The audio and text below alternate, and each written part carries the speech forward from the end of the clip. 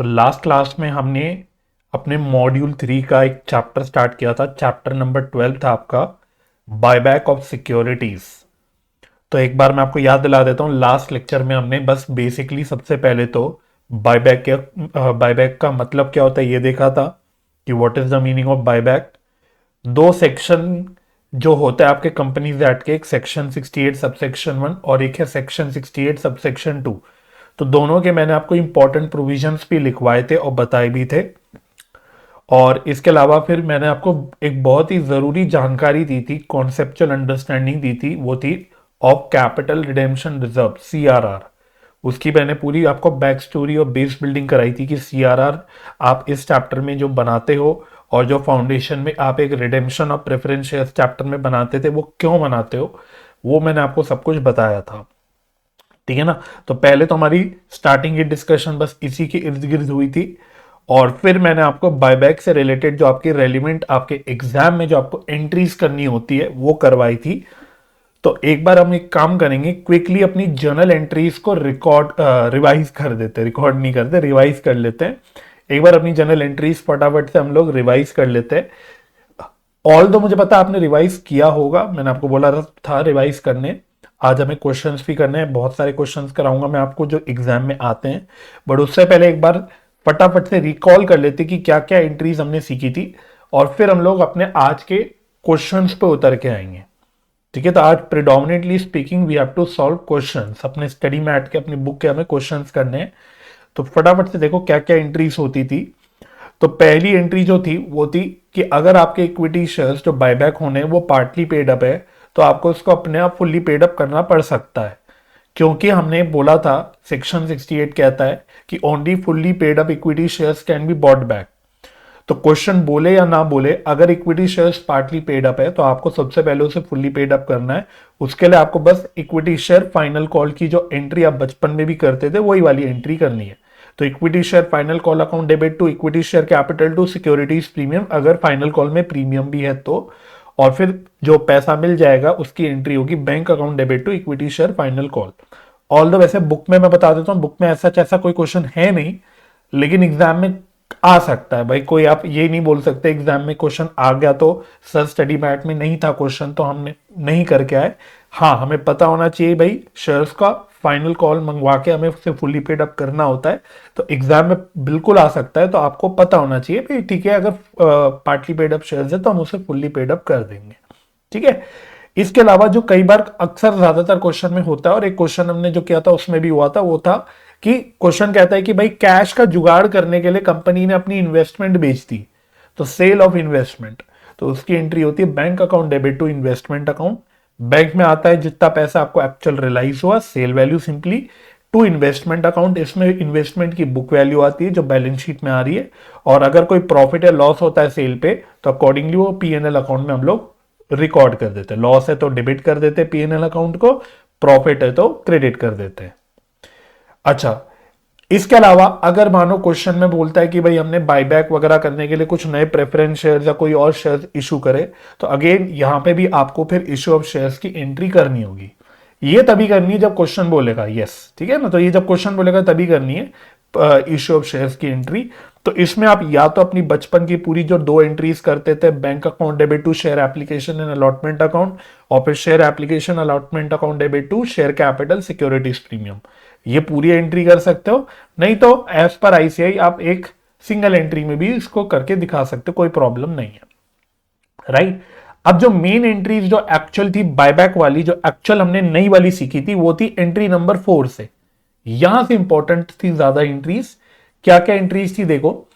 पहला हम लोग जो स्टेप करते थे that is making amount due on buyback. Buyback पे जो अमाउंट ड्यू है वो हमें उसकी एंट्री करनी थी। इसमें बेसिकली हम अपनी इक्विटी शेयर कैपिटल्स को जो होता है उसको कैंसिल कर देते हैं। मैं यहां पे बता देता हूं, बुक वाले ना एंट्री 4 और एंट्री 5 ऊपर नीचे कहीं भी कर देते। कभी वो पहले एंट्री 4 और फिर एंट्री 5 करते हैं, कभी वो पहले एंट्री 5 फिर एंट्री 4 करते हैं। बट आप अपना एक कंसिस्टेंसी मेंटेन करके चलना, आप इसी सीक्वेंस में एंट्री करना, आपके मार्क्स बिल्कुल भी नहीं कटेंगे। ठीक है ना। तो एंट्री नंबर 4 देखो क्या होती है, equity share capital account debit. इसमें आता है face value.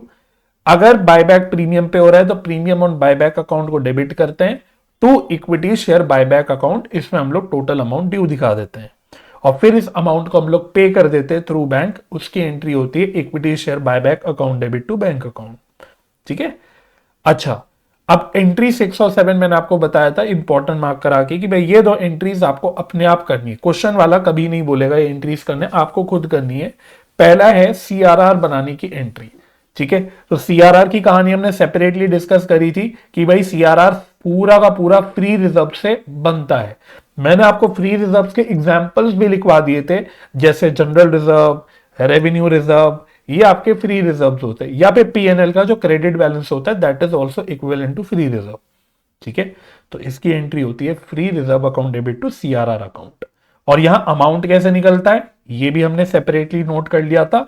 Face value of shares जो बायबैक हुए हैं माइनस अगर आपने कोई इशू करा है शेयर्स को तो उसकी फेस वैल्यू आपको माइनस करनी होती है। आज उस पर एक क्वेश्चन भी कराऊंगा तो आपको दिख भी जाएगा। तो इस तरह से आपका सीआरआर का अमाउंट निकलता है। सेवेंथ एंट्री जो नेक्स्ट एंट्री है दैट इज जो प्रीमियम ऑन बायबैक अकाउंट हमने ऊपर डेबिट करा, इसको राइट ऑफ करना होता है। तो इसको राइट ऑफ पहले हम लोग करते हैं सिक्योरिटीज प्रीमियम अकाउंट से और फिर जो बैलेंस अमाउंट होता है उसको फ्री रिजर्व से करते हैं अगर जरूरत पड़ी तो। अकॉर्डिंगली इसकी एंट्री होती है securities premium account debit free reserve account debit to premium on buyback. अच्छा, फिर दो मिसलीनियस एंट्रीज मैंने आपको लिखवाई थी जो वैसे आपकी एक्चुअली में फाउंडेशन में आपको सिखाई जाती है बट यहां पे भी आपके क्वेश्चंस में ये करना पड़ जाता है। एक है रिडेम्पशन ऑफ प्रेफरेंस शेयर्स। तो अगर प्रेफरेंस शेयर्स रिडीम करना है आपको तो बिल्कुल जो आपने फाउंडेशन में एंट्री लिखी थी सीखी थी वही सेम एंट्री यहां पे भी करनी है। Preference share capital account debit, again इसमें फेस वैल्यू आता है। अगर ये रिडेम्पशन प्रीमियम पे हो रहा है तो प्रीमियम और रिडेम्पशन भी डेबिट हो जाएगा to preference share holders account, इसमें टोटल अमाउंट ड्यू हो जाएगा और फिर इसको आप पे कर दोगे, उसकी एंट्री होती है preference share holders account debit to bank account. ठीक है ना। बाकी इसमें भी जब प्रेफरेंस शेयर्स रिडीम होते हैं तो यहां पे भी हमें प्रीमियम और रिडेम्पशन को राइट ऑफ करना होता है, यहां पे भी हमें सीआरआर को क्रिएट करना होता है। तो यहां पे सेम फंडा है जैसे हमने एंट्री नंबर ऊपर 6 और 7 जो लिखी थी सेम एंट्री यहां पे दोनों चीजों के लिए हो जाती। तो इसलिए यहां पे हमने दोबारा से वो एंट्रीज नहीं लिखी थी बट आपको एग्जाम में वो एंट्रीज भी करनी पड़ेगी। इसके अलावा लास्ट आपका बोनस इशू, अगर एक क्वेश्चन जैसे बुक में भी है जिसमें बोनस इशू भी हो रहा है तो अगर बोनस इशू करते हैं तो उसकी एंट्री होती है CRR account debit securities premium account debit preference free reserve account debit, इसी सीक्वेंस में आपको डेबिट करना होता है। तो ये आप चाहे तो अपने अगर आपने नोट्स में लिखा था तो इसमें 1 2 3 लिख सकते हो। इसी सीक्वेंस में हम डेबिट करते हैं to bonus to share holders और फिर bonus to share holders account debit to equity share capital account. तो ये हमारी पूरी स्ट्रक्चर थी अकाउंटिंग एंट्रीज की। तो मैं उम्मीद करता हूं बच्चों कि आपको ये याद आ गया होगा बिल्कुल अच्छे से। हमने एक क्वेश्चन भी करा था बिल्कुल बेसिक सा इलस्ट्रेशन नंबर 1, वो भी समझ आ गया होगा। किसी वजह से उसमें कुछ समझ नहीं भी आया था, कोई प्रॉब्लम आपको बाद में फेस हुई तो टेंशन नहीं लेना। आज बहुत सारे क्वेश्चन करेंगे हम, आगे नेक्स्ट स्टेप में बिल्कुल बढ़ बढ़ के क्वेश्चन करेंगे। तो आज के बाद तो आपको ये सारे क्वेश्चन एकदम क्लियर हो जाएंगे। ठीक है ना। तो बस रिवीजन हो गई, रिकॉल एक बार हमने रिकॉल भी कर लिया। अब हमें अपने बुक में आना है तो फटाफट से एक लंबी सांस लो, अपनी बुक को खोल लो। आपको मैंने बता ही रखा है आपके पास अपना पेन आपके कैलकुलेटर्स वगैरह सब रेडी होने चाहिए। अब हमें अपने स्टडी मैट यानी बुक के नेक्स्ट क्वेश्चन में आना है दैट इज इलस्ट्रेशन नंबर 3। ठीक है, बुक है आपके पास तो आप बुक में खोल लो, नहीं है तो आप अभी के लिए सॉफ्ट कॉपी में भी इसको खोल सकते हो ऑनलाइन। तो we have to do illustration number 3। चलो तो आओ इलस्ट्रेशन नंबर 3 करते हैं। इसको आप इंपॉर्टेंट मार्क कर लो। ठीक है, एक सितारा लगा लो। ये कॉन्सेप्चुअल क्वेश्चन है, ये कॉन्सेप्चुअल क्वेश्चन है। आपको एक कॉन्सेप्चुअल पॉइंट इसमें बस दिखाना है, बाकी क्वेश्चन बड़ा सिंपल है। Carat D limited a non listed company furnishes the following balance sheet as at 31st March 2021। तो देखो ज्यादातर क्वेश्चन में आपको ना एक प्रॉपर बैलेंस शीट देगा, छोटी सी, बिल्कुल कोई बड़ी बैलेंस शीट नहीं होगी, बिल्कुल नन्ही सी बैलेंस शीट आपको देगा, लेकिन वो शेड्यूल 3 के फॉर्मेट में होगी। इस वजह से क्या है कि क्वेश्चन दिखने में बड़ा दिखता है बट एक्चुअली वो होता नहीं है। तो देख लो बैलेंस शीट में ध्यान से एक बार देख लेना, ये चेक कर लेना, रुपीज सारे इन थाउजेंड्स हैं। तो बैलेंस शीट में सबसे पहले शेयर कैपिटल है। हमेशा जब भी आपको इस सब्जेक्ट में बैलेंस शीट रीड करनी है, अगर आपको उसके आगे नोट नंबर दिखता है तो आपको सीधा अपने नोट्स टू अकाउंट्स में वहां पे नोट से पढ़ना है उसको हमेशा। राइट। तो देखो शेयर कैपिटल का नोट है, इसमें क्या बोल रहा है, authorise issued and subscribe capital. इसमें एक तो 2,50,000 इक्विटी शेयर्स है of ₹10 each fully paid up. तो एक बात अच्छी हो गई कि ये फुल्ली पेड अप है, तो यहां पे आपका काम खत्म हो गया कि आपको इसको अपने आप फुल्ली पेड अप नहीं करना। इसके अलावा 2010% प्रेफरेंस शेयर्स ऑफ ₹100 ईच, ये है 200 के। उसने आई थिंक यहाँ लिखा नहीं क्लियरली, बट ये भी रुपीज इन थाउजेंड्स ही होगा, आप चेक कर लेना। अगर आप देखोगे शेयर कैपिटल का टोटल 2700 है, तो यहाँ पे भी इसका भी टोटल 2700 है, तो उसको लिखना चाहिए था ये बात, बट उसने लिखा नहीं क्वेश्चन वाले ने, बट ये ऑल रुपीज इन थाउजेंड्स है। अब जो इसमें बच्चों इंपॉर्टेंट पॉइंट है वो आपको बस मार्क करना है, अगर बुक है आपके पास तो प्लीज उसको मार्क कर लेना। प्रेफरेंस शेयर्स के नीचे उसने बहुत ही इंपॉर्टेंट इंफॉर्मेशन दी है जो बच्चे मिस कर जाते हैं, वो है issued 2 months back for the purpose of buy back. तो यानी क्वेश्चन ने खुद बता रखा है कि ये हमने बायबैक के लिए खरीदे, मतलब इशू करे हैं शेयर्स। ठीक है, तो ये इंफॉर्मेशन रेलिवेंट है, जब हम लोग सीआरआर कैलकुलेट करेंगे तो इसको हमें कंसिडर करना पड़ेगा। ठीक है ना, तो इस बात का ध्यान रखना, तो प्लीज इसको अंडरलाइन जरूर कर लेना, ये एक इंपॉर्टेंट इंफॉर्मेशन है। अच्छा, इसके अलावा रिजर्व्स एंड सरप्लस में आपको अगेन नोट नंबर 2 दे रखा है, तो नोट नंबर 2 में फटाफट से देख लो क्या है। रिजर्व्स एंड सरप्लस में कैपिटल रिजर्व, अक्सर क्वेश्चन वाला आपको कैपिटल रिजर्व देता है, बट इस चैप्टर में आप मान के चलो कैपिटल रिजर्व का आपका कोई काम नहीं, आप उसको यूज करोगे ही नहीं। ठीक है ना, तो capital reserve will not be used in any, मतलब इनके इस चैप्टर के कोई भी क्वेश्चन में यूज नहीं होगा। अच्छा, रेवेन्यू रिजर्व है, मैं आपको बता चुका हूं, it is a free reserve. Securities premium है, इसका एक सबसे इंपॉर्टेंट यूज होता है, इसको आप प्रीमियम राइट ऑफ करने के लिए यूज कर सकते हो। प्रॉफिट एंड लॉस अकाउंट भी मैंने आपको बता रखा है, it is equivalent to free reserve, जहां जहां भी आप फ्री रिजर्व यूज कर सकते हो वहां वहां आप ये प्रॉफिट एंड लॉस अकाउंट भी यूज कर सकते हो। तो इस तरह से टोटल रिजर्व्स इन सरप्लस 9700 के हैं। ठीक है जी। अच्छा, बाकी ट्रेड पेबल्स है 1400 के। ठीक है, एसेट साइड पे आ जाओ, फिर आपकी property plant and equipment 9300, non current investment 3000, inventories है 500, trade receivables 200, cash and cash equivalents 800। तो ये नॉर्मल आपकी बाकी बैलेंस शीट है। फिर नीचे आके देखो क्या कह रहा है, वो कह रहा था company pass the resolution to buy back 20% of its equity capital at ₹50 per share. तो याद है मैंने आपको बताया था कि जितने रुपए पे बायबैक करते हैं इसको हम बोलते हैं बायबैक प्राइस, ये इंपॉर्टेंट होता है। इस बायबैक प्राइस से आपको पता लगता है कि हम कितने प्रीमियम पे बायबैक कर रहे हैं। जैसे कि इस सवाल में देखो, शेयर्स जो है हमारे हैं इक्विटी शेयर्स, वो है ₹10 के, यानी फेस वैल्यू ₹10 की है। तो ₹10 के शेयर्स को हम ₹50 पे बायबैक कर रहे हैं, तो यानी कि अगर ₹50 का ब्रेकअप करे तो ₹10 का तो फेस वैल्यू हो गया, बाकी ₹40 प्रीमियम ऑन बायबैक हो गए, ये प्रीमियम हो गया। ठीक है ना, तो एक बात हमेशा ध्यान रखना, जब भी आप बायबैक के क्वेश्चन करो, दो चीजें माइंड में एकदम क्लियर कर लेना। पहला तो बायबैक प्राइस से चेक कर लेना प्रीमियम कितना है, दूसरा कितने शेयर्स बायबैक हो रहे ये भी आप पहले कैलकुलेट कर लेना। तो ये भी हम कर लेंगे, उसने बोला है कि 20% शेयर्स हमने बेसिकली बायबैक करें, तो ये हम कैलकुलेट कर लेंगे कि कितने नंबर ऑफ शेयर्स बायबैक हो रहे हैं। राइट। अच्छा, for this purpose it sold all it's investment for ₹22 lakhs। 22 lakhs दे रखा है, ऊपर फिगर्स इन थाउजेंड्स है, तो आप अगर इसको फिगर्स इन थाउजेंड्स में लिखना चाहो तो ये हो जाएगा 2200। ठीक है, you are required to pass necessary journal entries, और साथ में आपको बनानी है बैलेंस शीट। तो भाई साहब बैलेंस शीट बनानी है इस क्वेश्चन में, लेकिन डरने की बात नहीं है, बहुत आसान बनती है बैलेंस शीट। क्यों? क्योंकि अगर क्वेश्चन वाले ने बैलेंस शीट बना रखी है तो आपको उसी को कॉपी पेस्ट करना है। क्वेश्चन की बैलेंस शीट बस कॉपी पेस्ट करनी है, और उसमें जो आपकी नई जो चेंजेस हो गए उसको इनकॉर्पोरेट करना है। तो इस क्वेश्चन में आपको यह भी दिखा दूंगा मैं कि आप ऐसे क्वेश्चंस में बैलेंस शीट कैसे बना सकते हो। ठीक है ना, चलो आओ इलस्ट्रेशन नंबर 3। तो मैंने आपको बोला कि दो बातें सबसे पहले बिल्कुल क्लियर कर लो कि बायबैक प्राइस ₹50 का है, इसका ब्रेकअप हो गया ₹10 का फेस वैल्यू, बाकी ₹40 का प्रीमियम। एक बात ये आप क्लियर कर लो। दूसरी बात आप ये क्लियर कर लो कि कितने नंबर ऑफ शेयर्स बायबैक हो रहे हैं। तो number of shares buyback, short में लिख रहा हूं बीबी। ठीक है, तो अब आप फटाफट से देखो, वापस से क्वेश्चन में एक बार आता हूं। नंबर ऑफ शेयर्स कितने हमारे, रुपीज इन थाउजेंड से ध्यान रखना। तो इक्विटी शेयर कैपिटल 2500 है, यानी मैं इसको 25 लाख बोल सकता हूं, ये 25 लाख है। और पर शेयर 10 रुपए है, पर शेयर 10 रुपए है। तो नंबर ऑफ शेयर्स कितने होंगे, 2,50,000। नंबर ऑफ शेयर्स कितने होंगे, 2,50,000। तो there total number of shares हैं 2,50,000। और क्वेश्चन ने बोला है कि हम 20% शेयर्स बायबैक कर रहे हैं, यानी 20% इसका हम लोग बायबैक कर रहे हैं। तो यानी हम कितने नंबर ऑफ शेयर्स बायबैक कर रहे हैं, सर हम 50,000 शेयर्स बायबैक कर रहे हैं। ठीक है ना, तो ये दो बातें क्लियर हो जाएंगी ना हमारी, ये और ये। तो आगे फिर अब हमारी फटाफट से एंट्रीज हो जाएगी।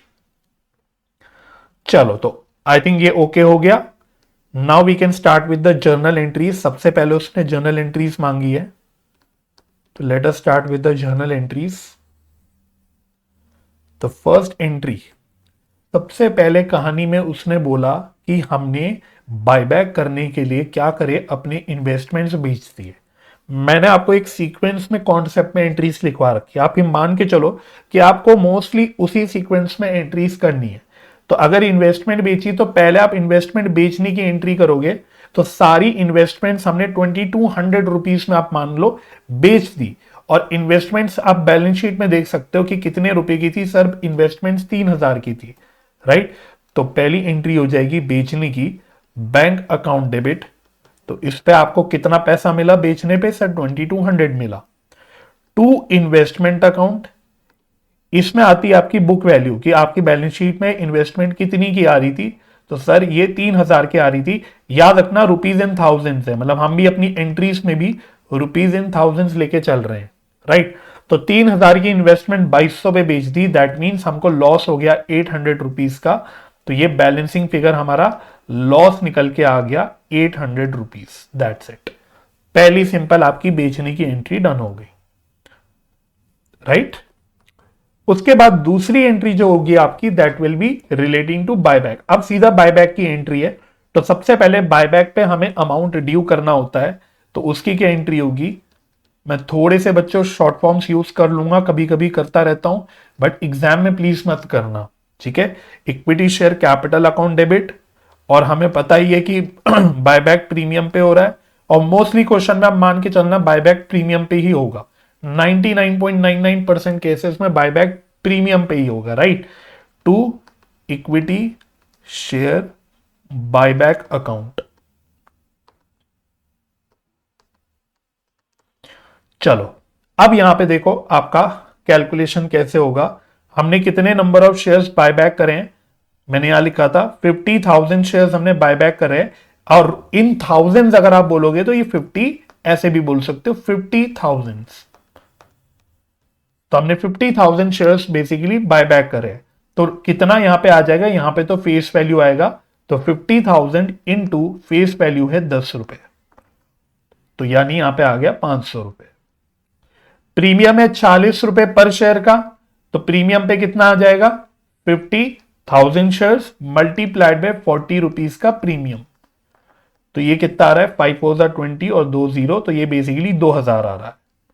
और इसका मतलब टोटल अमाउंट ड्यू कितना हो गया, 2500। टोटल अमाउंट ड्यू कितना हो गया, 2500। रुपीज इन थाउजेंड्स है, तो इसको मैं थाउजेंड्स में कन्वर्ट करके लिख रहा हूं। अगर आपको कंफ्यूजन होती है तो आप पूरी फिगर लिख लेना, ठीक है। आप इस भसड़बाजी में मत पढ़ना, आप पूरी फिगर लिख लेना। अगर आपको डाउट होता है तो उसमें आपकी कोई प्रॉब्लम की बात नहीं होगी, ठीक है। तो ये पहली एंट्री हो गई। ये एंट्री कर दोगे तो अगली एंट्री तो बिल्कुल टुच्ची सी एंट्री होती है, जिसमें आपको बस पेमेंट दिखानी होती है। तो उसकी एंट्री होती है equity share buyback account debit to bank account. तो सबसे सिंपल एंट्री, आई थिंक इसमें तो कोई प्रॉब्लम नहीं कि 2500 रुपीज जो बायबैक पे ड्यू हो गए टोटल, वो अब आपने पे कर दिए, डन। तो देखो बायबैक की मेन अगर मैं बात बोलूंगा, बायबैक वाली एंट्रीज तो यही दो होती है, एक अमाउंट ड्यू करना होता है और उसको पे करना होता है। बाकी ऊपर नीचे या तो कहानी होती है कि भाई इन्वेस्टमेंट वगैरह बेच दी, ये कर दिया वो कर दिया, या तो लीगल कंप्लायंस होती है जैसे कि सीआरआर की, राइट। तो अगली एंट्री जो होगी, अगली दो एंट्रीज ये इंपॉर्टेंट एंट्रीज होती हैं, ये आपको हमेशा खुद करनी है। पहली एंट्री होगी सीआरआर की। तो सबसे पहले मैं यहां पे कैलकुलेट करके दिखा देता हूं आपको क्लियरली कि सीआरआर कितना होगा। तो चेक कर लेना, प्रॉपर फॉर्मूला जैसे मैंने लिखवाया था अभी मैं वैसे लिख रहा हूं, face value of equity shares bought back, कितने फेस वैल्यू के शेयर्स बाय बैक करें, दिमाग नहीं लगाना, आपने एंट्री कर रखी है, आपने इक्विटी शेयर कैपिटल अकाउंट में जितना अमाउंट डेबिट कर रखा है वही अमाउंट आपको यहां पे लिखना है। तो ये 500 हो गया, इन थाउजेंड है, minus face value of shares issued for buyback, ये इंपॉर्टेंट पॉइंट है। और ये वाला क्वेश्चन मैं बता देता हूं, मैंने पास्ट बैचेस में डाल रखा है एग्जाम में, टेस्ट वगैरह में, और बच्चे मोस्ट ऑफ द बच्चे जो होते हैं वो ये पॉइंट को मिस कर देते हैं। तो इसलिए आपको मैं स्पेसिफिकली बता रहा हूं, ये पॉइंट आपको मिस नहीं करना। मैंने आपको अंडरलाइन करवाया था कि क्वेश्चन ने बोला था कि जो प्रेफरेंस शेयर्स हैं ये हमने बायबैक के पर्पस के लिए इशू कर रखे हैं। तो इसलिए अब आपको ये 200 रुपए की ये फेस वैल्यू होगी, है ना, शेयर कैपिटल के अंदर आ रहा है तो ये फेस वैल्यू होगी, तो 200 रुपए के ये जो प्रेफरेंस शेयर कैपिटल है, this we issued for the purpose of buyback, तो ये आपको यहां पे माइनस करना होगा। दैट मीन्स कितने रुपए का सीआरआर आप बनाओगे, 300 रुपए का। सीआरआर कितने रुपए का बनेगा, 300 रुपए का। और सीआरआर बनता है आपका फ्री रिजर्व से। तो नेक्स्ट आपको बस चेक कर लेना है कि आपके पास जो भी फ्री रिजर्व है आप कौन सा यूज करोगे। तो देखो, आप यहां पे रेवेन्यू रिजर्व भी यूज कर सकते हो, आप यहां पे पीएनएल अकाउंट भी यूज कर सकते हो, आपकी पूरी खुली छूट है, आप जो यूज करना चाहो वो यूज कर सकते हो। बुक वाले जो इंस्टीट्यूट है आपका, वो पहले जनरली क्या है कि रिजर्व्स यूज करता है, वो पीएनएल अकाउंट यूज करने से पहले आपके जो रिजर्व्स होते हैं वो पहले यूज कर लेता है। तो मैं भी वो कर लेता हूं, बट ऐसा कोई कंपल्शन नहीं है, आप डायरेक्टली पीएनएल अकाउंट के थ्रू भी बना सकते हो। तो revenue reserve account debit to CRR account, तो ये 300 रुपए की हमने सीआरआर जो है उसको क्रिएट कर दिया। ठीक है ना, कोई प्रॉब्लम होगी तो पूछ लेना भाई, कोई भी एंट्री में कहीं भी किसी भी पड़ाव पे दिक्कत आए तो मुझे प्लीज पूछ लेना। मैं आगे बढ़ रहा हूं, नेक्स्ट एंट्री इस पे भी सितारा लगा देता हूं, वो है premium on buyback right of करने की एंट्री। ठीक है, तो मैंने बोला ना कि 99.99% केसेस में प्रीमियम ऑन बायबैक होगा ही होगा, तो आपको 99.99% केसेस में इस प्रीमियम को राइट ऑफ भी करना होगा। 2000 राइट ऑफ पहले करते हैं सिक्योरिटीज प्रीमियम से, तो चेक कर लेते हैं सिक्योरिटीज प्रीमियम में कितना पैसा पड़ा है। तो सर सिक्योरिटीज प्रीमियम में हमारे पास 2200 रुपए पड़ा है, हमें 2000 रुपीज का ही राइट ऑफ करना है, बट पड़ा 2200 है, तो we have sufficient securities premium. तो सारा का सारा जो आपका प्रीमियम ऑन बायबैक है वो सारा का सारा आपका सिक्योरिटीज प्रीमियम से राइट ऑफ हो जाएगा। तो securities premium account debit to premium on buyback account 2000। ठीक है, तो आपको थोड़ा अलर्ट रहना भाई, आंख बंद करके एंट्री मत कर देना, ये आपको चेक करना पड़ेगा कि सिक्योरिटीज प्रीमियम में सफिशिएंट बैलेंस है कि नहीं है। इस क्वेश्चन में 2200 रुपए था तो सफिशिएंट बैलेंस था। इनकेस अगर सफिशिएंट बैलेंस नहीं है तो आप उतना ही प्रीमियम यूज करोगे जितना है, बाकी के लिए आप फ्री रिजर्व यूज कर लोगे। ठीक है ना, तो उतनी अक्ल आपको लगानी पड़ेगी, दैट्स इट। जर्नल एंट्रीज तो आपकी इतनी ही थी। ठीक है, जर्नल एंट्रीज आपकी इतनी ही थी। बाकी अब आपको क्या करना है, अब आपको क्वेश्चन ने बोला था बैलेंस शीट बना के दिखानी है आफ्टर बायबैक, और मैंने आपको क्या बोला, डरना नहीं है बैलेंस शीट देख के, भाई क्वेश्चन वाले ने बैलेंस शीट बना रखी है उसी को कॉपी पेस्ट कर लो, as it is copy paste कर लो। बस जो ये आपने एंट्रीज करके चेंजेस करे हैं उस चेंजेस को आपको वहां पे लेके चलना है। ठीक है, तो आओ अब मेरे साथ जरा बैलेंस शीट बना लो, तसल्ली से साफ साफ फॉर्मेट बनाना, कोई हड़बड़ी नहीं है, मेरे को आपको भी नहीं होनी चाहिए।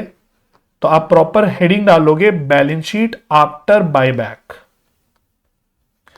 तो आपको याद होगा लास्ट क्लास में जब मैं आपको सीआरआर वाला फंडा बता रहा था तब मैंने आपको बताया था कि आपको ये बैलेंस शीट ऐसे बनानी पड़ सकती है। तो जैसे मैं वहां बैलेंस शीट बना रहा था कि भाई बायबैक के बाद बैलेंस शीट में ये चेंजेस हो जाएंगे, तो आपको वही काम यहां पे करना है। ठीक है, बस यहां पे जो बैलेंस शीट बनेगी वो प्रॉपर शेड्यूल 3 के फॉर्मेट में बनेगी।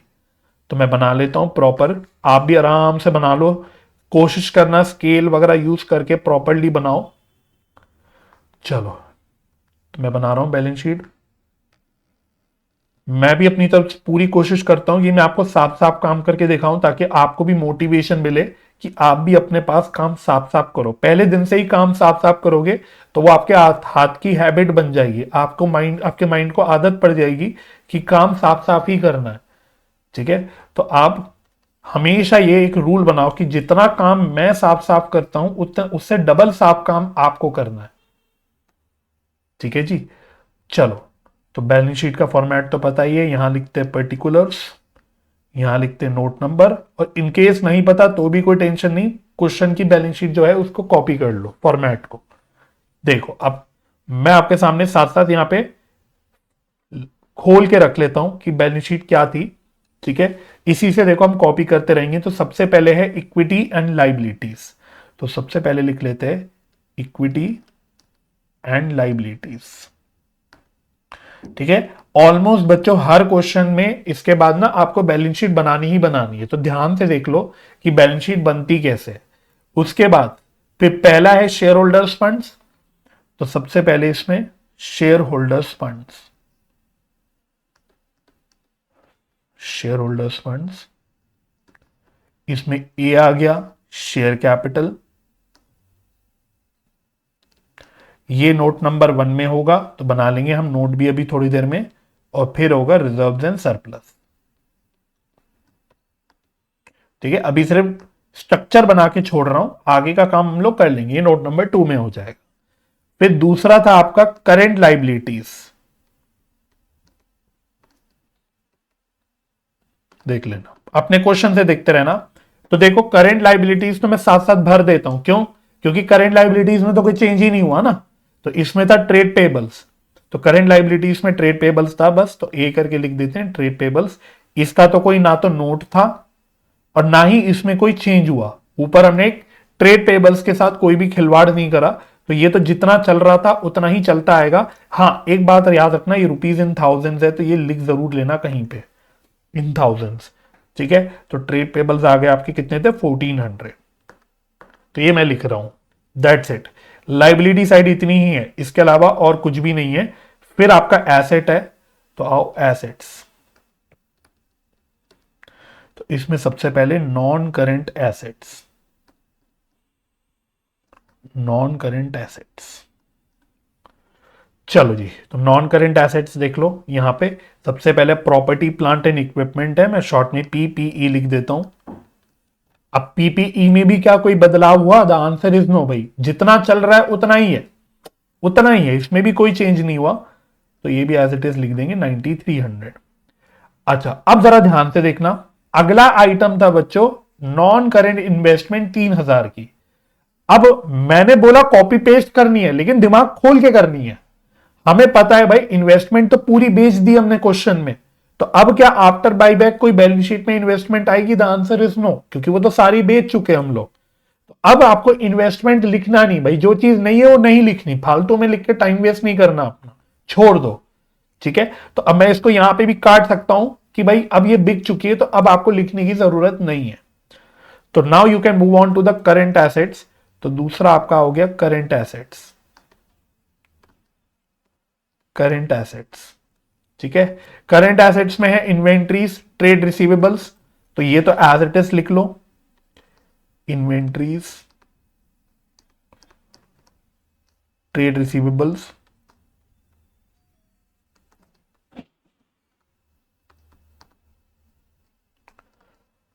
और तीसरा है आपका cash and cash equivalents.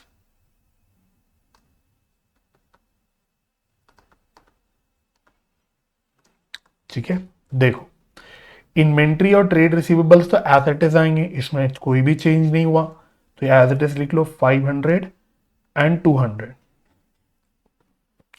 Cash and cash equivalents मत लिखना है ऐसी, क्यों? क्योंकि इसमें हमारी बैंक अकाउंट में चेंजेस हुई है। ठीक है, तो ये लास्ट में मैं कैलकुलेट करके दिखा दूंगा कि इसमें क्या आएगा, क्योंकि कैश एंड कैश इक्विवेलेंट्स में बैंक आता है। इनफैक्ट आप इसमें आप ये भी काम कर सकते हो कि इसके लिए आप इवन तो क्वेश्चन ने नहीं बनाया, बट आप अपने साइड से नोट नंबर 3 बना लो, तो वहां पे आपको साफ साफ करने आएगा। ठीक है, तो मैं इसको नोट नंबर 3 में साफ साफ वहां पे कैलकुलेट करके दिखा दूंगा, तो इसको भी मैं फिलहाल छोड़ देता हूं। तो देखो आपकी बैलेंस शीट बन गई। अब आपको बनाना है नोट्स टू अकाउंट्स। चलो जी, नोट्स टू अकाउंट्स, ठीक है। आइडियली तो वैसे ये भी आपका टैबुलर फॉर्म में होना चाहिए, बट कोई दिक्कत नहीं, आप चाहो तो ऐसे भी कर सकते हो। Note number 1, share capital. ठीक है, तो नोट्स टू अकाउंट्स में अगर आपके पास टेबल्स या लाइनें खींचने का सपोज टाइम अगर कम है तो कोई दिक्कत नहीं, आप इसको ऐसे भी कर सकते हो, बट काम साफ साफ करना। तो पहला है नोट नंबर 1, शेयर कैपिटल, और जैसे क्वेश्चन ने नोट दिया था बिल्कुल वैसे ही लिखेंगे। तो authorised, issued and subscribed capital लिखा था, हाँ रुपीज इन थाउजेंड्स है, यहां भी मैं मेंशन कर देता हूं रुपीज इन थाउजेंड्स। ठीक है, चलो जी। तो authorised, issued and subscribed capital, तो लिख लो authorised, issued and subscribed capital.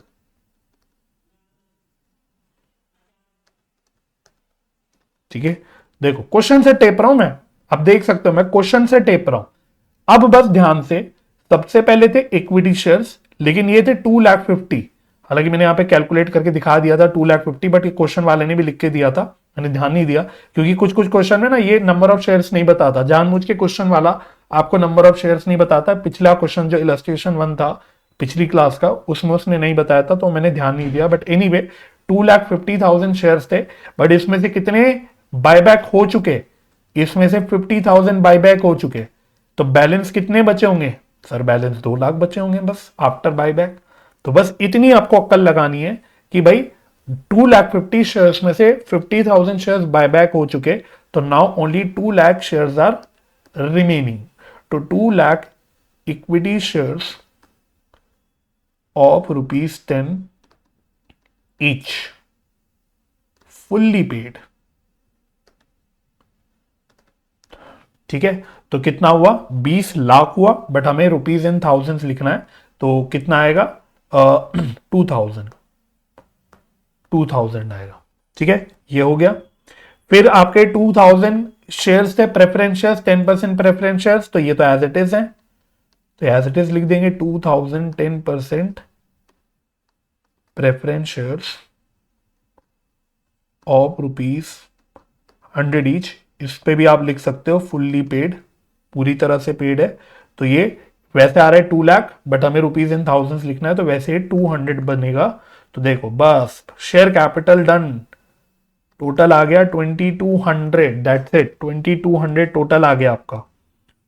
बस, तो इसको नोट कर लो, और जैसे जैसे नोट आपका पूरा होते जाए इसको यहां पे डालते रहो। तो ये आ गया 2,200 शेयर कैपिटल। अब आ जाओ रिजर्व्स एंड सरप्लस में, नोट नंबर 2। तो नोट नंबर 2 ये है रिजर्व्स एंड सरप्लस,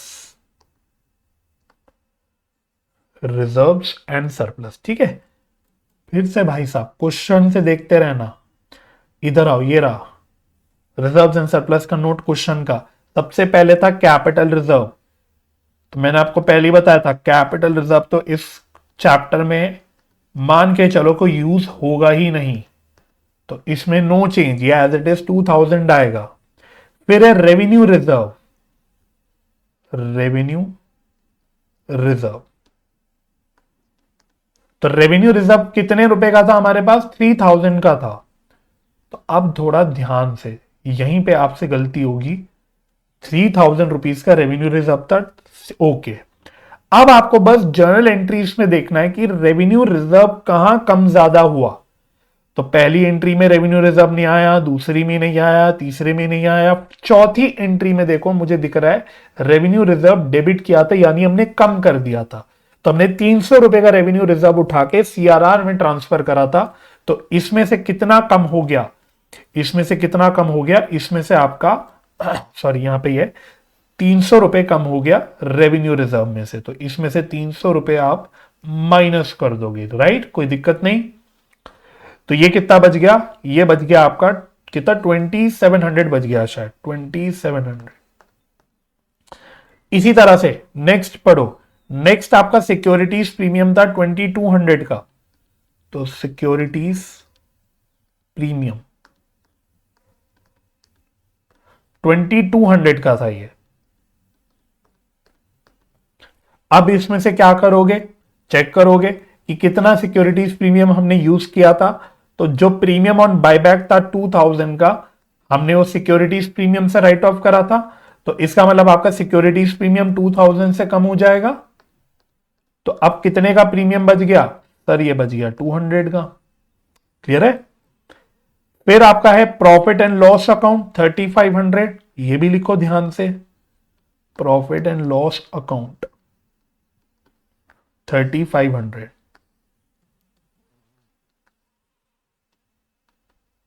ये भी अंदर लिखो। क्यों सर अंदर क्यों लिखो? क्योंकि पहली एंट्री जब हमने इन्वेस्टमेंट बेचने की करी थी तो इसमें 800 रुपए का लॉस हुआ था भाई, ये आपने पीएनएल अकाउंट में डेबिट किया था, तो इसका मतलब पीएनएल बेसिकली आपका कम हो जाएगा 800 रुपए से लॉस की वजह से। तो अब ये कितने का बचा देख लो, ये बचा आई थिंक 2700 का, ये भी शायद 2700 का ही बचा। हो गया। और most importantly last but not the least, capital redemption reserve. Exam में पूरा ही लिखना है, सीआरआर नहीं लिखना है, एग्जाम में हमें पूरा लिखना है। तो हमने 300 रुपए का बेसिकली 3 लाख का, वैसे तो हमने क्या बना रखा है सीआरआर बनाया। तो सीआरआर भी तो मैंने लिखवाया था आपको लास्ट क्लास में, सीआरआर रिजर्व्स एंड सरप्लस के अंदर ही लिखते हैं, तो ये भी आपका रिजर्व्स एंड सरप्लस के अंदर आ जाएगा। दैट्स इट, डन हो गया आपका। अब आप टोटल करके देख लो आपका रिजर्व्स एंड सरप्लस का टोटल कितना आ रहा है, 2700 प्लस 300, तो सर ये आ रहा है 7900, ये आ रहा है 7900। चेक कर लेते हैं एक बार, 2000 प्लस 2700 प्लस 200 प्लस 2700 प्लस 300, चलो ये कितना आ रहा है 7900 आ रहा है। कैपिटल रिजर्व कितना था? कैपिटल रिजर्व 1000 था, सो सॉरी बच्चों, कैपिटल रिजर्व 1000 था, मैंने गलती से 2000 लिख दिया, तो ये 1000 था, तो ये 7900 ना आके 6900 आएगा। ठीक है, कैपिटल रिजर्व 1000 का था।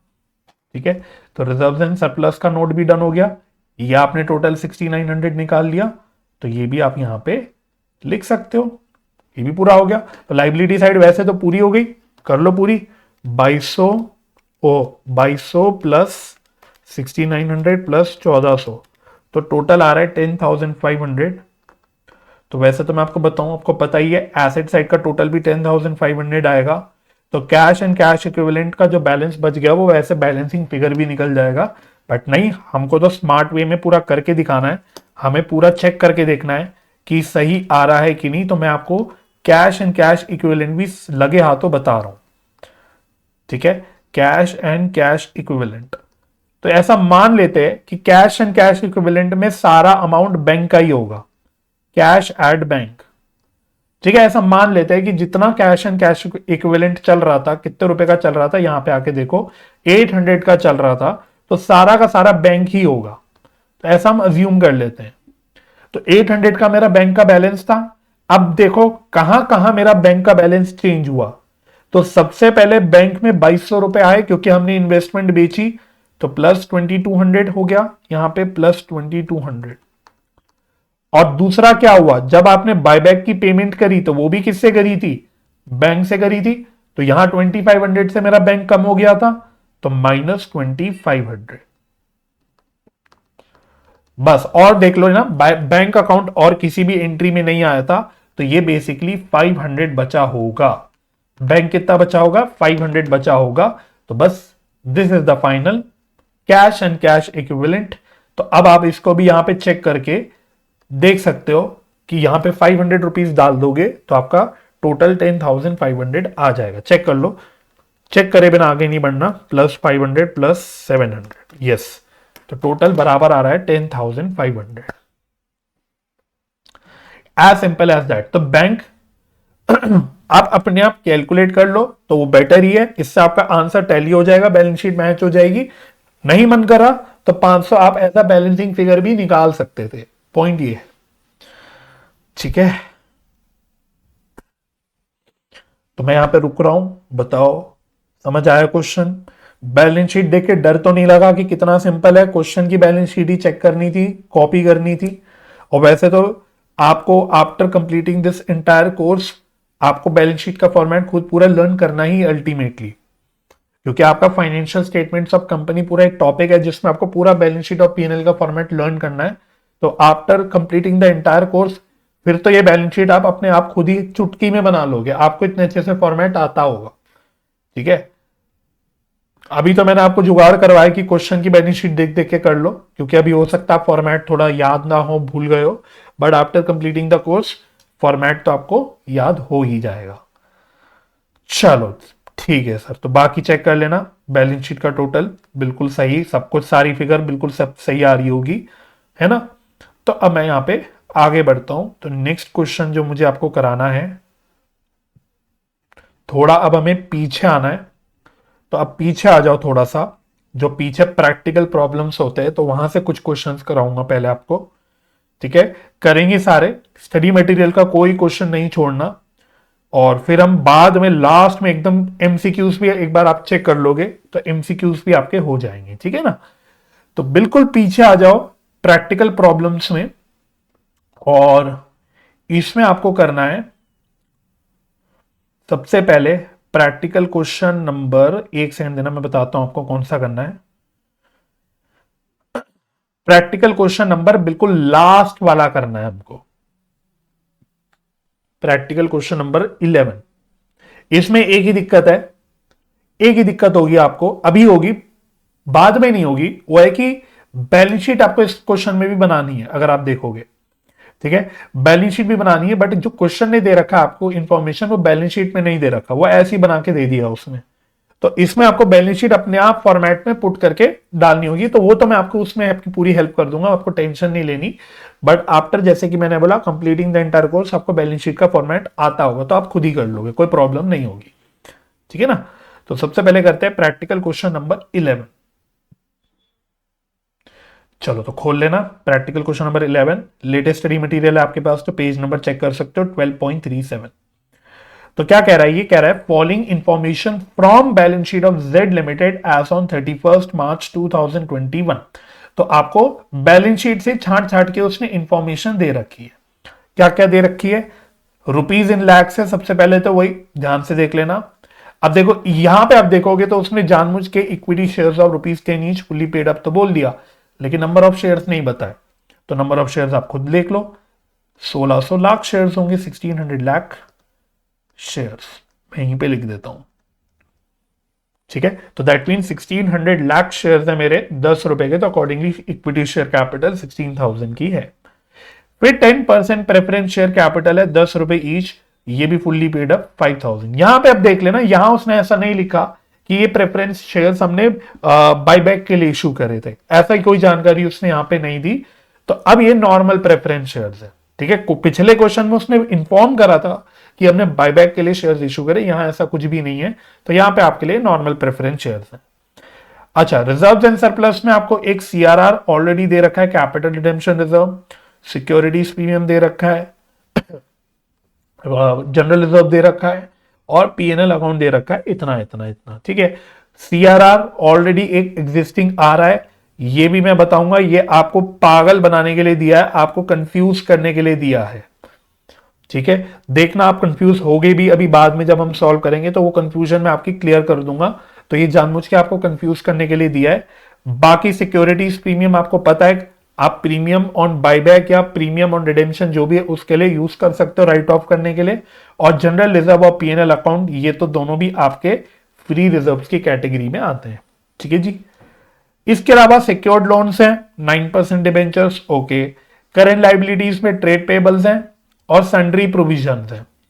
ठीक है, इसके अलावा फिक्स्ड एसेट है, फिक्स्ड एसेट मतलब यहां पीपीई हो गया, पीपीई। इन्वेस्टमेंट्स हैं, कैश एट बैंक है, अदर करेंट एसेट्स है, दैट्स इट। फिर है ऑन 1 अप्रैल 2021, यहां से मुद्दे की इंफॉर्मेशन स्टार्ट हो रही है। Company redeemed all it's preference shares at a premium of 10%। तो देखो, इसी कारण से बच्चों आपको मैंने रिडेम्पशन ऑफ प्रेफरेंस शेयर्स की भी एंट्री लिखवा दी थी, क्योंकि क्वेश्चन में वो ये भी करवा देता है, राइट। एंड क्योंकि आपने फाउंडेशन में ऑलरेडी पढ़ा हुआ है, तो you are already expected to know what is the accounting treatment for redemption. आप इसे आउट ऑफ सिलेबस बोल के काट नहीं सकते हो, बिकॉज ये आप ऑलरेडी पढ़ के आ चुके हो। तो एक तो आपको यहां पे रिडेम्पशन का काम करना है, and bought back 10% of its equity shares at ₹20 पर शेयर। तो वही बात है बच्चों, जो मैंने आपको दो इंपॉर्टेंट जानकारी क्लियर करने के लिए बोला था। ₹20 का बायबैक प्राइस है, तो पहले इसको बाइफरकेट कर दो, ₹10 की फेस वैल्यू, ₹10 का प्रीमियम। दूसरी बात, 10% इक्विटी शेयर्स बायबैक कर रहे हैं, हमारे टोटल नंबर ऑफ शेयर्स थे 1600 लाख। तो दैट मीन्स हम कितने शेयर्स बायबैक कर रहे होंगे, हम 1600 लाख शेयर्स का 10% यानी 160 लाख शेयर्स बायबैक कर रहे होंगे। तो मैं यहां पे क्वेश्चन के सामने ही सारी जानकारी क्लियर करके लिख देता हूं कि हम 160 लाख शेयर्स बेसिकली बायबैक कर रहे होंगे। ठीक है जी। अच्छा, in order to make cash available the company sold all the investments for ₹5,000 lakh. तो ये तो फेवरेट पॉइंट है क्वेश्चंस का। अक्सर वो इन्वेस्टमेंट बिकवा देता है कि भाई ये 4700 लाख के जो इन्वेस्टमेंट थी पूरी की पूरी हमने बेच दी 5000 लाख पे, यानी अब के हमने ये बच्चों ये 300 लाख के प्रॉफिट पे बेची है। तो अब जो सेल की एंट्री होगी उसमें प्रॉफिट आ जाएगा। ठीक है जी। बस you are required to pass journal entries for the above, आपको इन्हीं सारी चीजों की एंट्रीज करनी है, and prepare company's balance sheet immediately after buyback of equity shares and redemption of preference shares. ठीक है। अर्पित कह रहे मजा आ गया। अरे अभी तो और मजा आएगा, अभी तो कुछ भी नहीं है, मजा आने वाला तो अभी आएगा, मजा तो असली अभी आएगा अर्पित भाई। अभी तो देखो, अभी तो क्वेश्चन स्टेप बाय स्टेप हम चढ़ेंगे, बहुत सारी चीजें, मजा तो आएगा। अगला कॉन्सेप्ट है एक बहुत ही बढ़िया, उसमें भी मजा आएगा। अभी तो बहुत अच्छा चैप्टर है ये, प्रैक्टिकल क्वेश्चन नंबर 11।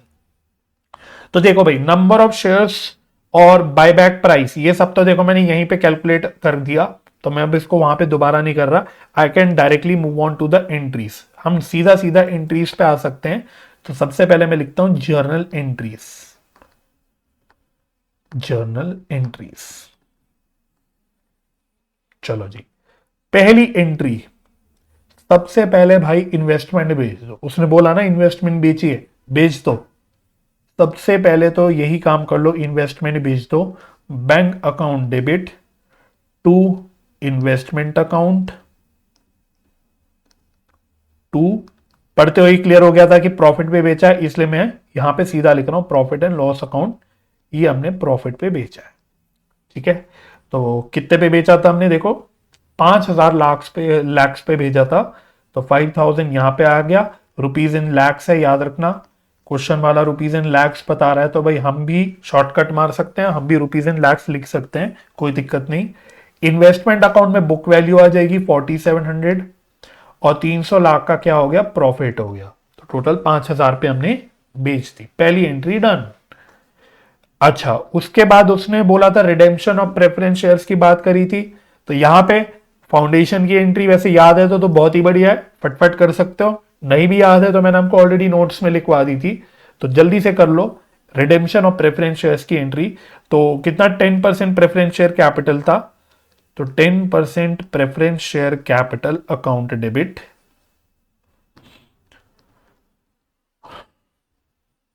अच्छा, प्रीमियम पे हमने रिडीम करा, तो premium on redemption of preference shares account debit to preference share holders account. तो देखो हमने सारे ही प्रेफरेंस शेयर्स रिडीम कर दिए, उसने बोला था all preference shares are being redeem. तो यहां से देखो हमारे प्रेफरेंस शेयर्स कितने के थे, 5000 लाख के, ये फेस वैल्यू पे गिवन होगा शेयर कैपिटल के अंदर, तो यहां तो 5000 लाख आ गया।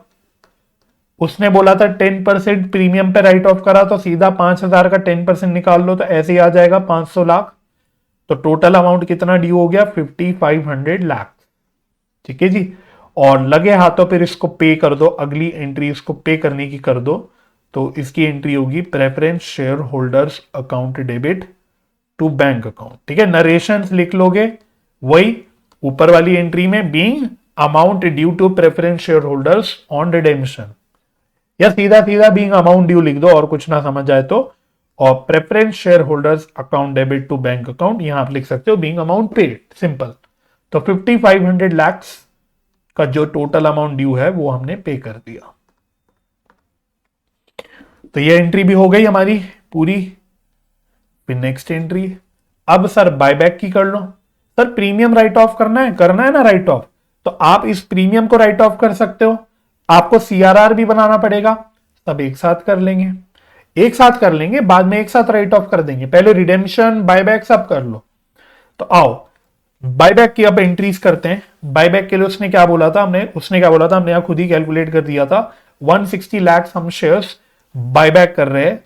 तो अब इसकी भी एंट्री कर लेते हैं, equity share capital account debit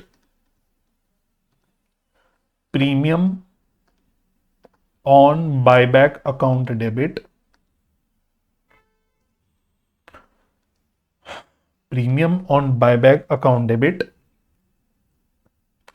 to equity share buyback account. चलो जी, तो यहां तो आ गया आपका face value equity share capital के अंदर। तो 160 lakhs multiplied by 10, 160 lakhs multiplied by 10, तो 160 मल्टीप्लाइड बाय 10, तो ये आ गया 1600।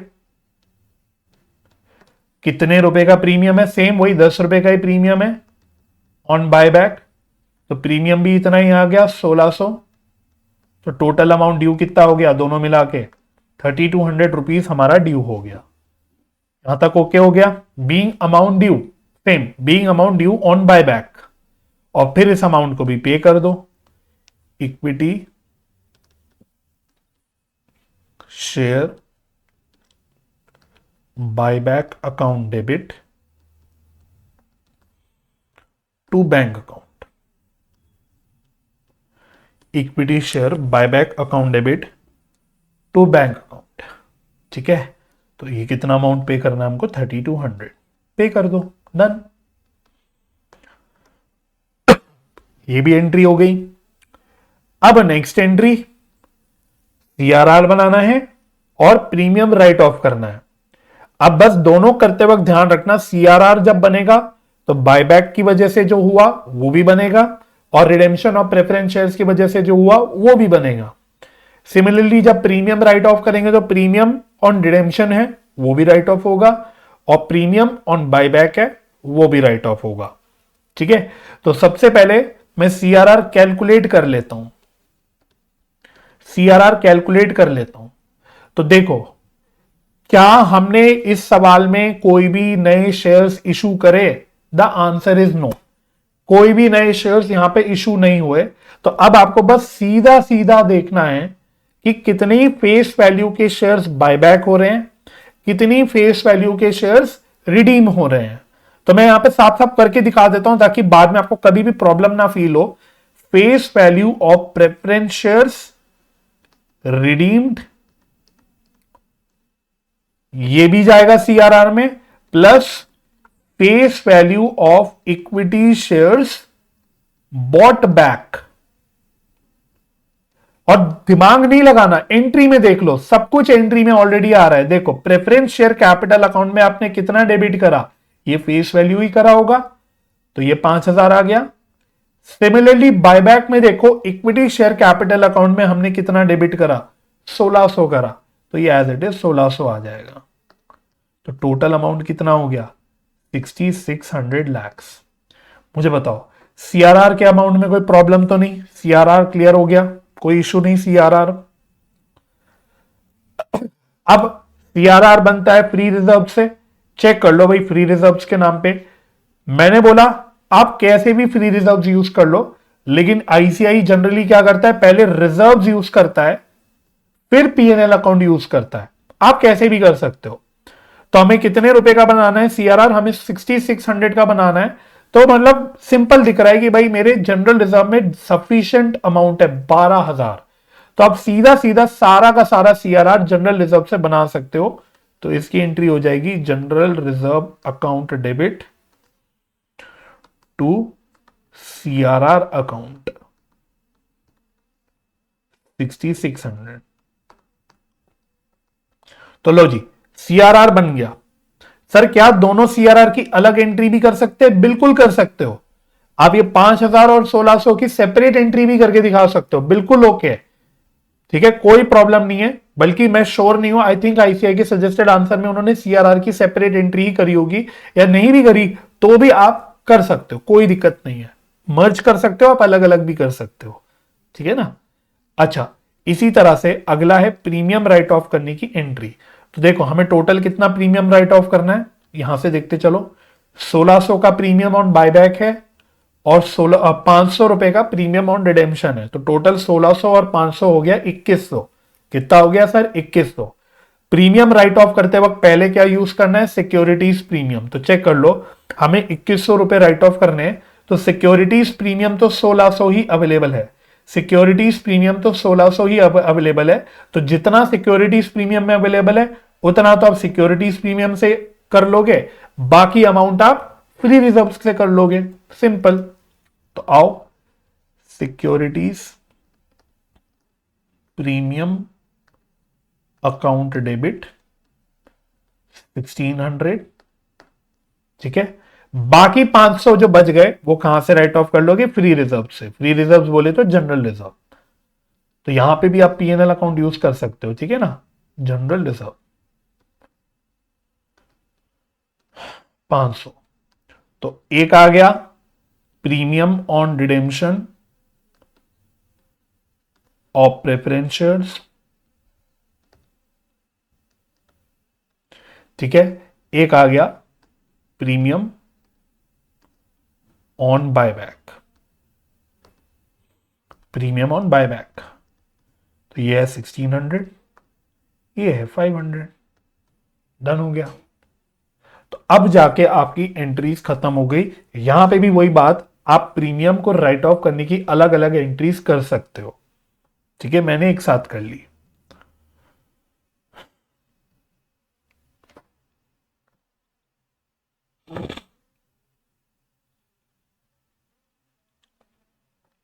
तो पहले मैं यहां तक रुक गया हूं जानबूझ के। पहले आप देख लो एंट्रीज में ओके है सब, एंट्रीज में कोई प्रॉब्लम तो नहीं है। अगर नहीं है तो अब हम लोग बैलेंस शीट बना सकते हैं। अगर ये ओके है तो बैलेंस शीट बना दो। After redemption and buyback, after redemption and buyback, ठीक है। चलो बना लो फटाफट से फॉर्मेट, वैसे ही जैसा अभी बनाया था। तो पहले बैलेंस शीट का फॉर्मेट बना लो। आप मेरी मदद ले सकते हो, अगर आपको इन केस फॉर्मेट याद नहीं आ रहा अपने आप से तो आप मेरा देख सकते हो, कोई प्रॉब्लम नहीं है। मेन फॉर्मेट तो वैसे पता ही होगा, बट उसके अंदर कैसे कैसे चीज दिखानी है वो हो सकता है आपको याद अभी ना आए, तो कोई दिक्कत नहीं है, आप मेरा कॉपी कर लो, अभी कॉपी कर लो। बट हाँ, बाद में ऐसा होना चाहिए कि आपको कॉपी करने की जरूरत नहीं पड़नी चाहिए, आप अपने आप बना लोगे, ठीक है। चलो, तो अब बस मैं आराम आराम से फॉर्मेट बना रहा हूं, आप भी मेरे साथ साथ पेन चलाते रहो अपना। नोट नंबर रुपीस, लो जी, बैलेंस शीट का मेन फॉर्मेट तो बन गया। No problem in journal entry sir, बहुत ही बढ़िया अर्पित भाई, मजा आ गया, ठीक है।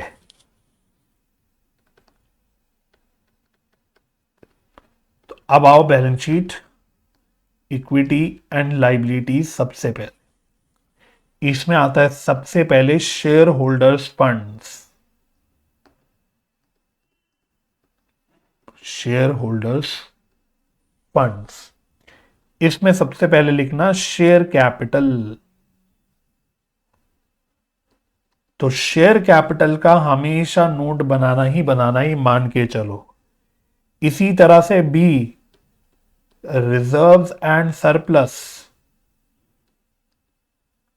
इसमें भी नोट आपको बनाना है, मान के चलो, ठीक है। ये हो गया। फिर दूसरा लिखना नॉन करेंट लाइबिलिटीज, तो इस सवाल में नॉन करेंट लाइबिलिटीज भी है। क्यों सर? क्योंकि भाई एक डिबेंचर दे रखा था उसने, देखो 9% डिबेंचर सिक्योर्ड लोन के अंदर, ठीक है। और जो डिबेंचर्स या लोन्स होते हैं ये कौन से सब हेड में आते हैं, वैसे हो सकता है आपको याद भी हो, नहीं होगा तो मुझे लगता है जैसे जैसे लिखोगे आपको याद आता रहेगा अपने आप। ये आते हैं लॉन्ग टर्म बोरोइंग्स के अंदर, तो इसको भी नोट में दिखा देंगे कि भाई हमने डिबेंचर्स यहां पे डाले हैं, ठीक है। और क्या था लाइबिलिटीज में, आपके पास करंट लाइबिलिटीज थी, तो थर्ड आ गई आपकी करंट लाइबिलिटीज। भाई मेरी बैलेंस शीट छोटी पड़ेगी क्या, धोखा तो नहीं हो जाएगा हमारे साथ। करंट लाइबिलिटीज,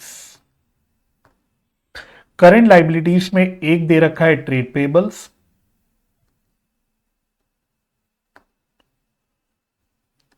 तो ट्रेड पेबल्स कॉपी कर लें क्या, साथ साथ दे ही रखा है यहां से 4600 रुपीज इन लैक्स है, यहां लिख देते हैं इन लैक्स, इन लैक्स।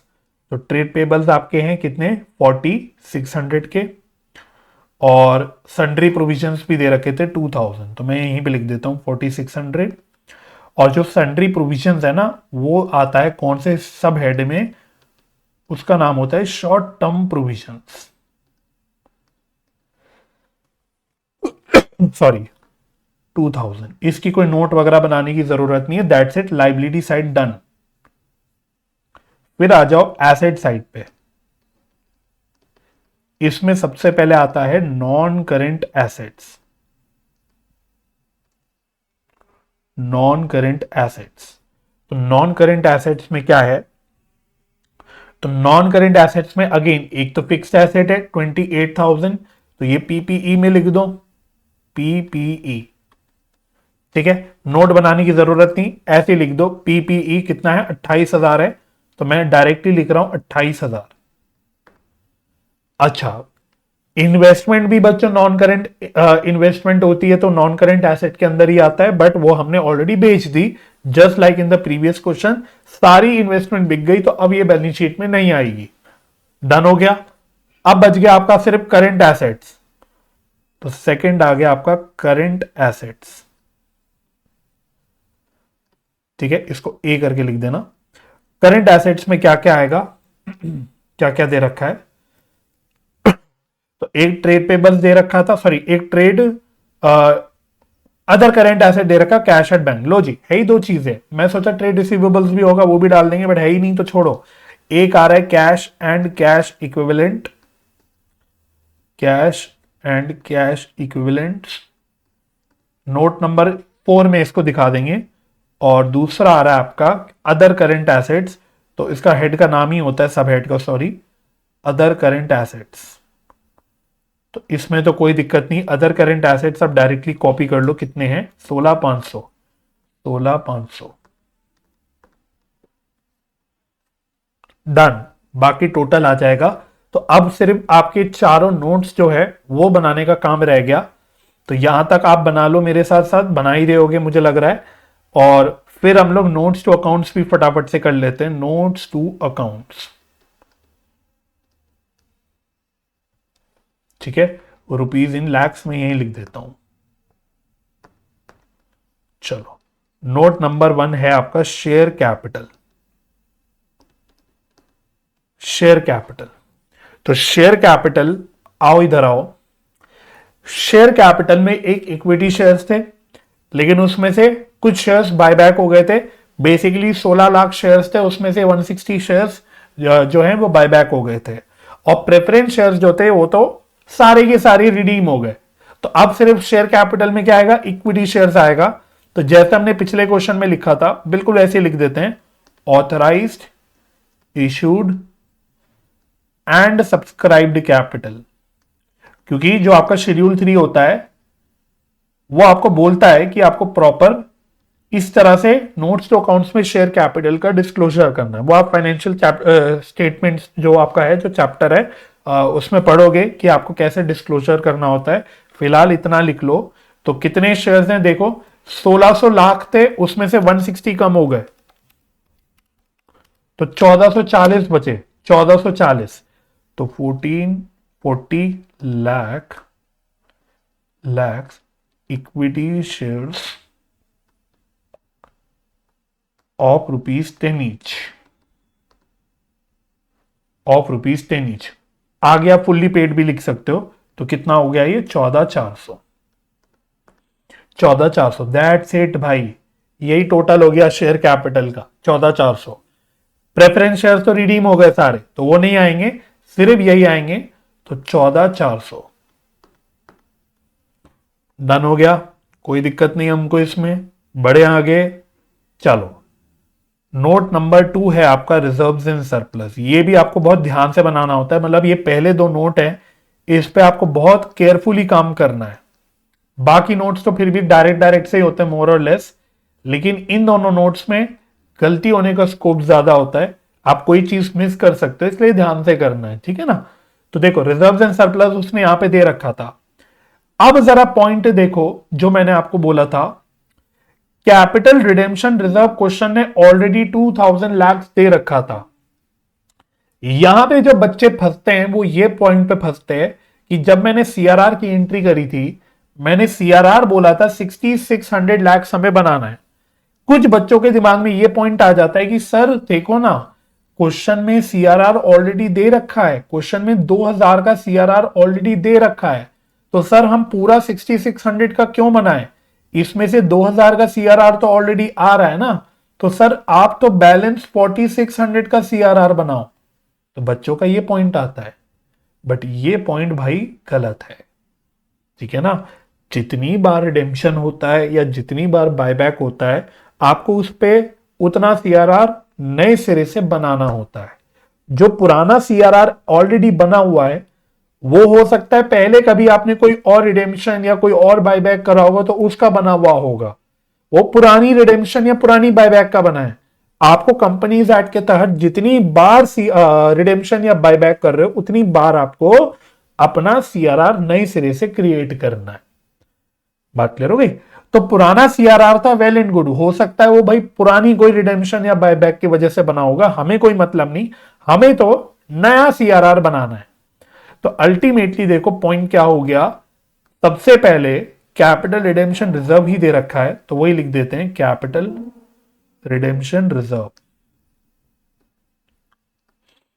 तो ऑलरेडी सीआरआर मेरे पास 2000 का था, ठीक है, प्लस हमने 6600 का सीआरआर और बना दिया, तो अब मेरा टोटल सीआरआर कितना हो गया 8600 का, ठीक है जी।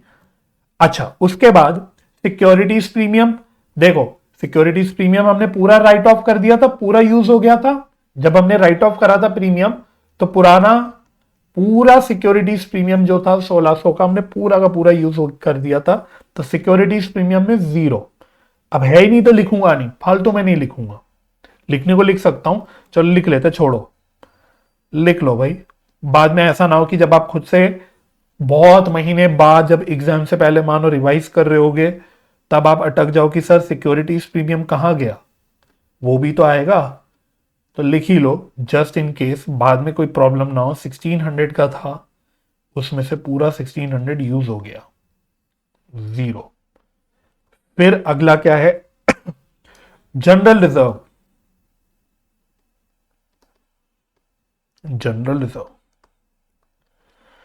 चलो जी, तो जनरल रिजर्व था आपका 12,000 का, तो पहले मैं ब्रैकेट में पुरानी फिगर लिख देता हूं 12,000। अब वही एंट्री में जाके देखो हमने जनरल रिजर्व कहां और कितना यूज करा। तो हमने सर जनरल रिजर्व से एक तो 6600 का सीआरआर बना लिया, तो यहां पे 6600 से मेरा जनरल रिजर्व कम हो गया। इसके अलावा रुक जाओ भाई, इसके अलावा एक काम और किया, हमने जनरल रिजर्व से 500 रुपए का या 500 लाख का बेसिकली प्रीमियम भी राइट ऑफ करा था। तो यहां पे भी तो 500 से मेरा जनरल रिजर्व कम हो जाएगा, तो ये भी मेरा जनरल रिजर्व कम हो गया। और देख लेना कहीं नहीं हुआ, और जनरल रिजर्व कहीं पे भी नहीं आया। तो 12,000 माइनस 6600 माइनस 500, तो ये बच गया 4900। तो जनरल रिजर्व आपका बन गया 4900। इसके अलावा और क्या है नेक्स्ट है बस last profit and loss account 600 का। Profit and loss account. ये भी पहले मैं पुरानी फिगर लिख लेता हूं 600। क्या सर इसमें कोई चेंज हुआ? हाँ सर इसमें भी चेंज हुआ। आओ एंट्री में देखो, पीएनएल अकाउंट कहां पे आया था, देखो देखो देखो देखो देखो, ये रहा 300 रुपए का आपके प्रॉफिट हुआ था। पीएनएल अकाउंट हमने क्रेडिट करा था 300 से, यानी प्रॉफिट की वजह से मेरा जो पीएनएल अकाउंट में प्रॉफिट पड़ा हुआ है वो बढ़ जाएगा 300 से। तो ये प्रॉफिट की वजह से मेरा पीएनएल अकाउंट का बैलेंस सबके बढ़ जाएगा, क्योंकि यहां प्रॉफिट हुआ है, लॉस होता तो कम हो जाता। तो ये हो गया 900। बस, तो देख लो, अब आप टोटल कर लो एक बार रिजर्व्स एंड सरप्लस का, और तो आई थिंक कुछ नहीं बचा। तो 8600 प्लस 4900 प्लस 900, तो इसका टोटल आ रहा है 14400। तो रिजर्व्स एंड सरप्लस का टोटल आ गया 14400।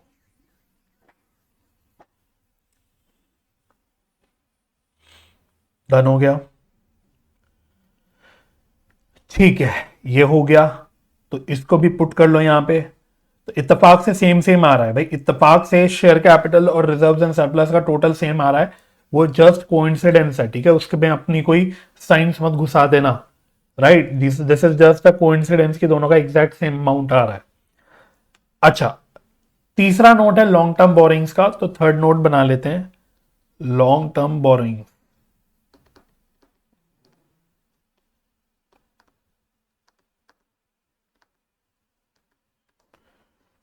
तो इसमें तो कोई ज्यादा मेहनत नहीं है, बस सीधा सीधा एक इसमें डिबेंचर्स है, तो सिक्योर्ड लोन करके लिखा है, तो आप भी ऐसे लिख लो, secured loan.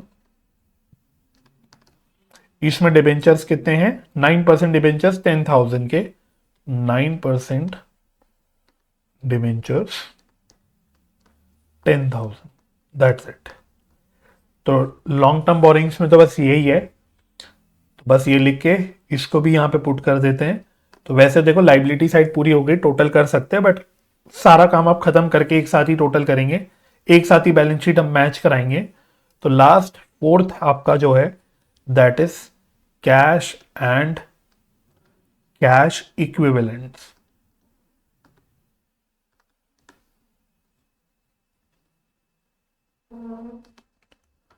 Cash at bank, cash at bank. तो अभी एग्जिस्टिंग कैश कितना पड़ा था बैंक में, तो वो ये रहा 4600 था। बहुत ध्यान से करना, ठीक है, यहां पे बड़ा केयरफुली काम करना।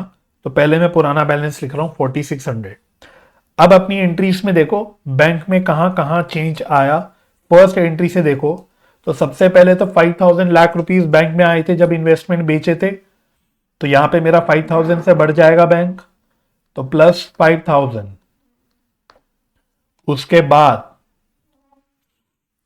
बाद और ढूंढो, ये रहा प्रेफरेंस शेयर होल्डर्स को 5500 पे करा था, तो यहां पे 5500 से बैंक कम हो जाएगा, तो माइनस 5500। और ढूंढो, बैंक को ढूंढो, बैंक बैंक बैंक, ये रहा बायबैक पे 3200 पे करा था बैंक से, तो यहां पे भी 3200 से मेरा बैंक कम हो जाएगा। चलो, तो 4600 प्लस 5000 माइनस 5500 माइनस 3200, ये आ गया 900। तो कैश एंड कैश इक्विवेलेंट आ गए 900, तो ये भी आप बैलेंस शीट में डाल सकते हो 900।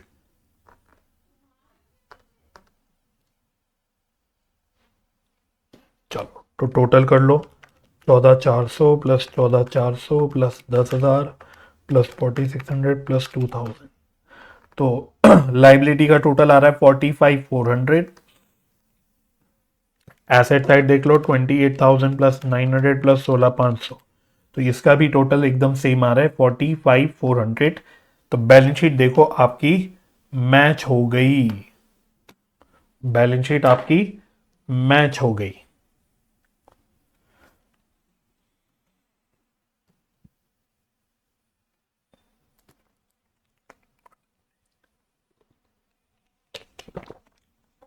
चलो, तो 2 मिनट 1 मिनट का ब्रेक ले लो, सांस ले लो एक बार अच्छे से, नेक्स्ट क्वेश्चन पे जाने से पहले। तब तक मैं देख लेता हूं अगला कौन सा क्वेश्चन करना है हमको। तो देखो रिडेम्पशन मैंने बोला था पूछता है क्वेश्चन, दिखा दिया आपको रिडेम्पशन वाला। इसके अलावा मैंने आपको ये भी बताया था कि बोनस का भी पॉइंट आता है, तो एक मैं वो भी क्वेश्चन कराने वाला हूं बोनस वाला। ठीक है, तो एक क्वेश्चन आपका बोनस वाला भी है जिसमें बोनस इशू भी हो रहा है, तो वो भी, इससे क्या है ना, हमारी वैरायटी कवर हो जाएगी और आपको दिख जाएगा कि हाँ हमने लास्ट क्लास में जो एंट्रीज लिखी रिडेम्पशन की बोनस की उसका यूज है, फालतू में नहीं लिखी है ना। चलो, तो अगर ये डन हो गया तो आओ नेक्स्ट क्वेश्चन पे आते हैं। क्वेश्चन क्वेश्चन पे ही खेलना आज हमको। प्रैक्टिकल क्वेश्चन ही है बेसिकली, एक प्रैक्टिकल क्वेश्चन नंबर 9 अगेन ऐसा ही है मोर और लेस क्वेश्चन, जिसमें जनरल एंट्रीज करनी है और फिर आपको बैलेंस शीट भी बनानी है।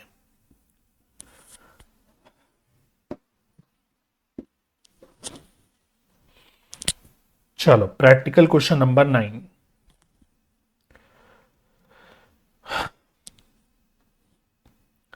तो दोनों भी क्वेश्चन को बच्चों इंपॉर्टेंट मार्क करना। एक तो प्रैक्टिकल क्वेश्चन नंबर 9 और जो अभी अभी हमने प्रैक्टिकल क्वेश्चन नंबर 11 करा, दोनों को भी इंपॉर्टेंट मार्क कर लो अपनी जगह, क्योंकि दोनों में भी इंपॉर्टेंट पॉइंट्स है ना।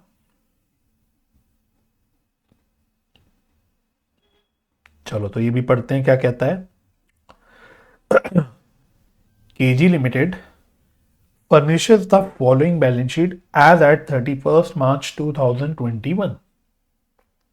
तो बैलेंस शीट, थैंकफुल हो जाओ, बैलेंस शीट का पूरा फॉर्मेट दे रखा है। तो अब आपका काम यहाँ पे एक आसान होगा कि आप बाद में फॉर्मेट को as it is copy paste कर सकते हो। तो anyway share capital note number 1 है, यहां से नहीं देखना, सीधा नोट्स में जाके देख लो। तो authorised issued and subscribe capital में वाह जी वाह ओनली इक्विटी शेयर कैपिटल है, फुल्ली पेड है, तो बायबैक में कोई दिक्कत नहीं आएगी। और ये 1200 का है, ये भी अमाउंट एक बार चेक कर लो, रुपीज इन लैक्स थाउजेंड वाला पंगा तो कुछ नहीं है।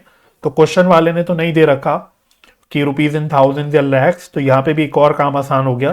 तो ये प्योर अपना रुपीज है, ठीक है। तो 1200 रुपए की इक्विटी शेयर कैपिटल है। इसी तरह से रिजर्व्स एंड सरप्लस में नोट नंबर 2 है, सीधा नोट से पढ़ो क्या क्या है नोट्स। तो अब देख लो, आपको वही वही रिजर्व्स एंड सरप्लस में चीजें दिखती हैं, आप देख लेना, आपको एज सच कोई अलग रिजर्व दिखेगा ही नहीं। सिक्योरिटीज प्रीमियम है, प्रीमियम क्यों राइट ऑफ करने के लिए यूज कर सकते हो। जनरल रिजर्व है, फ्री रिजर्व है। सीआरआर ऑलरेडी है, ऑलरेडी होने से आप देख चुके पिछले क्वेश्चन में कोई फर्क नहीं पड़ता, आपको नया सीआरआर दोबारा बनाना ही पड़ता है, ठीक है। और इसके अलावा पीएनएल अकाउंट है, तो this is also as good as free reserves. तो टोटल 810 रुपए के रिजर्व्स एंड सरप्लस है, तो ये बैलेंस शीट में हमारा 810 आ रहा है। अच्छा, long term borrowings note number 3, ये लॉन्ग टर्म बोरोइंग्स का नोट है, नोट नंबर 3 नोट में दे रखा है तो नोट से पढ़ लो, वैसे इसका एज सच कोई यूज नहीं है। 12% डिबेंचर्स हैं 750 रुपए के, ठीक है। तो 12% डिबेंचर्स हैं लॉन्ग टर्म बोरोइंग्स के अंदर।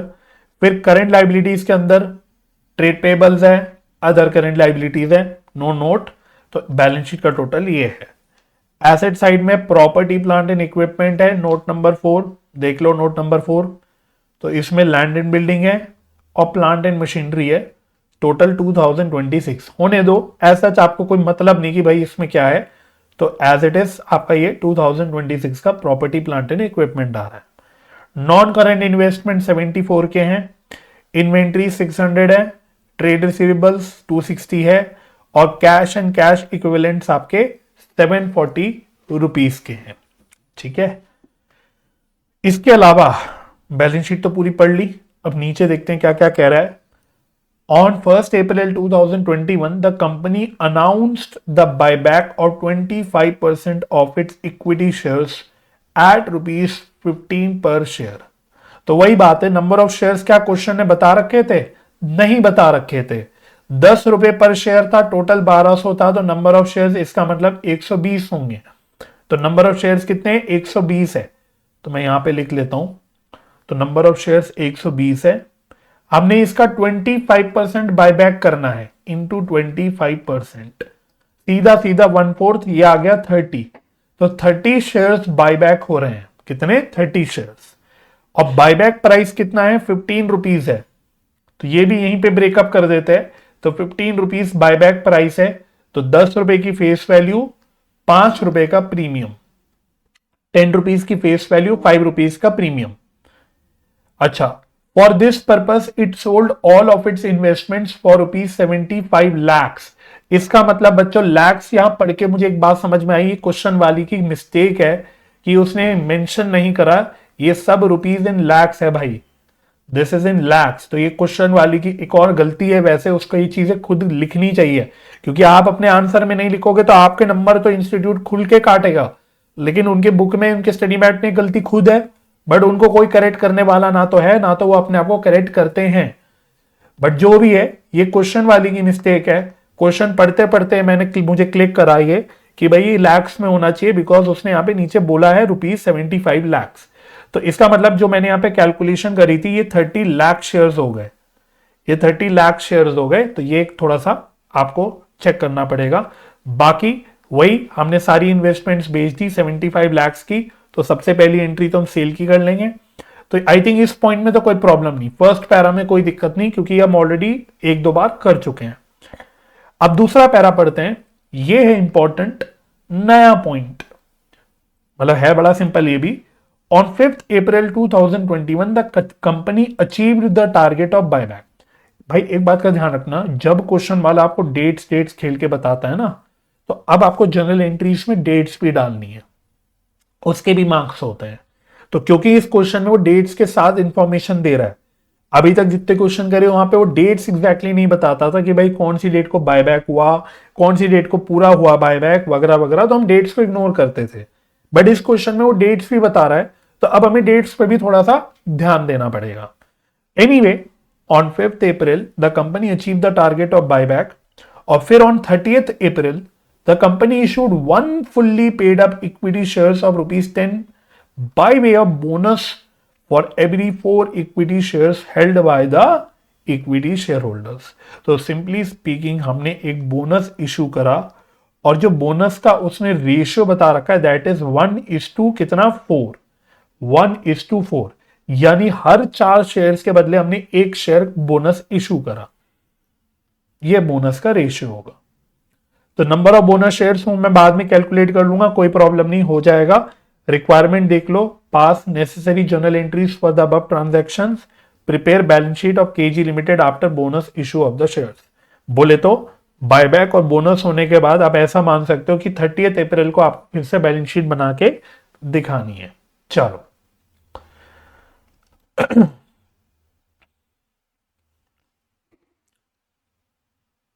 Practical question number 9। Practical question number 9। तो we will start with journal entries.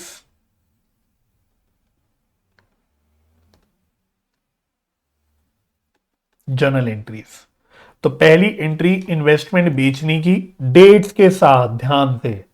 तो क्लियर कट बोला है कि 1 अप्रैल को बोनस अनाउंस करा और इसके लिए हमने हाथ के हाथ इन्वेस्टमेंट बेच दी है। तो 1 अप्रैल को आपको इन्वेस्टमेंट बेचना पड़ेगा। तो April 1, तो bank account debit, rupees in lakhs है, यहां लिख देते हैं रुपीज इन लैक्स, ठीक है। Bank account debit. तो देखो कितनी की इन्वेस्टमेंट्स थी, बैलेंस शीट में हमने देखा, बैलेंस शीट में इन्वेस्टमेंट्स दे रखी हैं, कहां गया ये रहा 74। ये हमने बेचा है 75 पे, तो फिर से मतलब यहां पे 1 लाख रुपए का प्रॉफिट हो गया। तो अकॉर्डिंगली क्या एंट्री होगी, बैंक में तो 75 आएगा, to investment account, to investment account, इसमें बुक वैल्यू आएगी 74 लाख, और बाकी प्रॉफिट हो गया to profit and loss account 1 lakh. Simple है। अब तो इसमें आई डोंट थिंक कुछ समझाने को रहा। उसके बाद अब बायबैक अचीव करने की मतलब जो बातें करी थी उसने, वापस देखो डेट जो अगली उसने बेसिकली डेट बोली थी दैट वाज April 5, ठीक है। तो उसने April 5 को बोला कि कंपनी ने बायबैक का टारगेट अचीव कर लिया 4 दिनों बाद। तो अब बायबैक की एंट्रीज हम करेंगे April 5 को। तो करो मेरे साथ साथ। तो पहली वही बायबैक को ड्यू करने की entry, equity share capital account debit, premium पे बायबैक हो रहा है, मैंने आपको बताया ही था कि ऑलमोस्ट मान के चलो, मतलब ऑलमोस्ट क्या सारे ही क्वेश्चन में देख लेना प्रीमियम ही होगा। तो premium on buyback account debit to equity share buyback account. चलो जी, तो ब्रेकअप वगैरह मैंने यहां पे नीचे कर रखा था, यहां से देख लेता हूं। तो 30 लाख शेयर्स थे, तो 30 लाख शेयर्स हैं, मल्टीप्लाइड बाय फेस वैल्यू 10 रुपए है, 30 लाख शेयर्स है, और प्रीमियम कितने रुपए का है? प्रीमियम है 5 रुपए का, प्रीमियम है 5 रुपीज का। तो कितना कितना अमाउंट हो गया? ये हो गया 300 और ये हो गया 150, तो टोटल अमाउंट हो गया 450। टोटल अमाउंट हो गया 450, और फिर सेम डेट पे पे कर दोगे अमाउंट को। तो equity share buyback account debit to bank account, to bank account 450 lakhs। देख लो भाई, डन, ओके है ये एंट्री। चलो अब अगली एंट्री, दो एंट्रीज जो आपको अपने आप करनी है, एक तो सीआरआर की और दूसरी premium on redemption, sorry not redemption, on buyback को राइट ऑफ करने की। तो पहले सीआरआर की एंट्री कर लेते हैं, फ्री रिजर्व्स टू सीआरआर। तो अब मैं आपसे पूछूंगा, मैंने बहुत मेहनत कर ली, थोड़ी मेहनत अब आप करो, मुझे जल्दी से बताओ सीआरआर कितने रुपए का बनेगा? मुझे जल्दी से बताओ सीआरआर कितने रुपए का बनेगा, और फिर मुझे बताना एंट्री कैसे करोगे उसकी, दोनों भी चीजें आपको बतानी है। तो थोड़ा अपने आप भी करो, तो ही तो आपको कॉन्फिडेंस आएगा। चलो जी, तो मुझे बताओ सीआरआर कितने अमाउंट का बनेगा?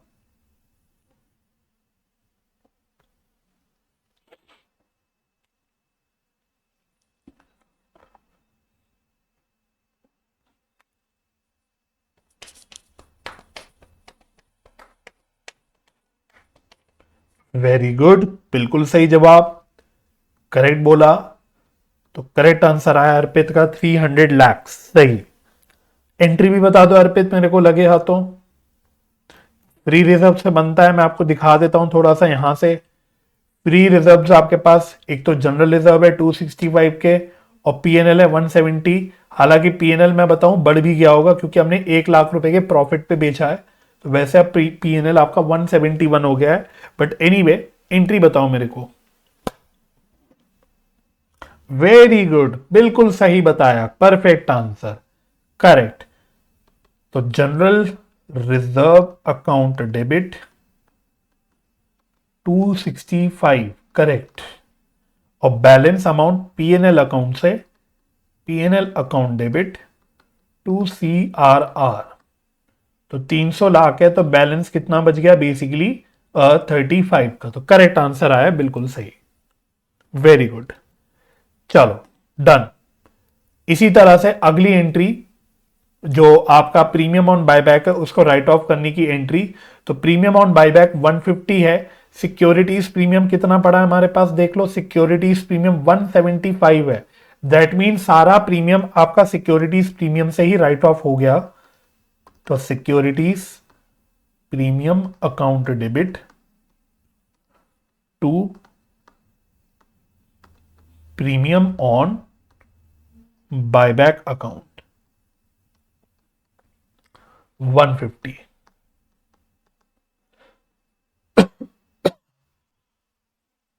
डन, ये भी डन। लो जी, तो बायबैक वाला पोर्शन पूरा निपट गया आपका, खत्म हो गया। अब बच गया बोनस। तो अब अप्रैल 30 से हम लोग बोनस पे आते हैं। तो उसके लिए अब मुझे बताओ बोनस शेयर्स कितने होंगे, नंबर ऑफ बोनस शेयर्स। तो फटाफट से देखो, रेशियो है 1:4 का, 4 के बदले 1। तो बोनस शेयर्स कितने होंगे पहले आप ट्राई करो, ताकि मुझे एक बार दिखे कि आप कितना माइंड लगा पा रहे हो। फिर मैं तो ऑब्वियसली बताऊंगा ही बताऊंगा, बट पहले एक ये आप और ट्राई करो कि नंबर ऑफ बोनस शेयर्स कितने होंगे।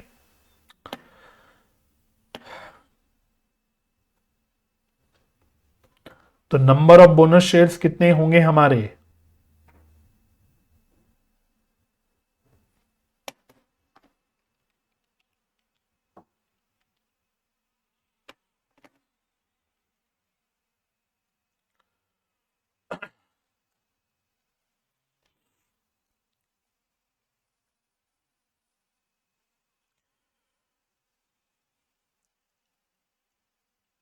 वेरी गुड, बिल्कुल सही जवाब, परफेक्ट आंसर आया, सही आया आंसर, करेक्ट।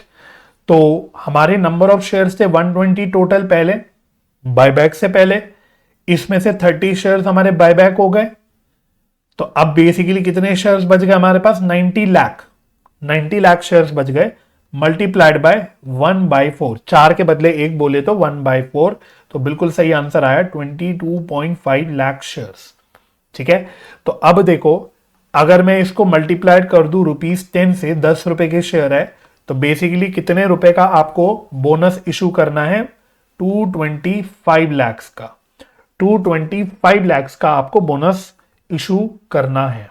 ठीक है, रुपीस में, रुपीस में।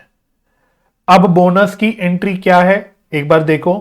बोनस में आपको सीआरआर पहले नंबर पे यूज करना है, प्रीमियम सिक्योरिटीज प्रीमियम दूसरे नंबर पे यूज करना है, फ्री रिजर्व्स आपको लास्ट तीसरे नंबर पे यूज करना है। इसी सीक्वेंस में आपको यूज करना होता है। तो पहले चेक कर लो सीआरआर में हमारे पास कितना अमाउंट है अभी करेंटली। सीआरआर में मेरे पास कितना बैलेंस पड़ा हुआ है? तो पुराना सीआरआर हमारे पास था 200 लैक्स का। तो पहले हमारे पास सीआरआर ऑलरेडी पड़ा था 200 लैक्स का, प्लस और नया सीआरआर मैंने कितना बना दिया? 500 लैक्स का मैंने और सीआरआर बना दिया। तो इसका मतलब मेरे पास अब कितने रुपए का सीआरआर है? मेरे पास 700 लाख रुपीस का सीआरआर है। मुझे चाहिए कितने रुपए? सिर्फ 225 लाख रुपीस चाहिए। That means I can say कि सारा का सारा बोनस इशू कहां से हो जाएगा? Out of CRR. सारा का सारा बोनस इशू आपका सीआरआर से हो जाएगा। तो सीधी सीधी अब आपकी एंट्री अगर मैं बोलूं, मैं एक बार दोबारा से यहां पे डेट लिख देता हूं। सीआरआर की एंट्री, सॉरी नॉट सीआरआर, मतलब बोनस की entry, CRR account debit to, पहले बोनस को हम ड्यू करते हैं, तो bonus to share holders account, bonus to share holders account. तो ये हो गया 225 लैक्स। और फिर इस बोनस शेयर्स को हम लोग इशू कर देते हैं, तो उसकी एंट्री होती है bonus to share holders account debit to equity share capital account.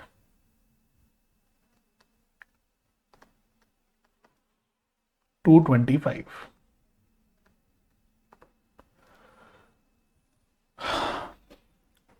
ठीक है जी,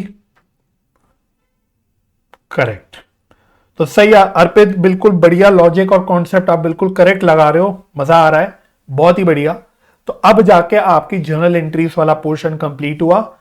now we have to prepare balance sheet, now we have to prepare balance sheet. तो अगर ये हो गया तो फटाफट क्विकली बैलेंस शीट का फिर से फॉर्मेट बना लो। Balance sheet after buyback and bonus issue. ठीक है, तो वही पहले फॉर्मेट बना लेते हैं।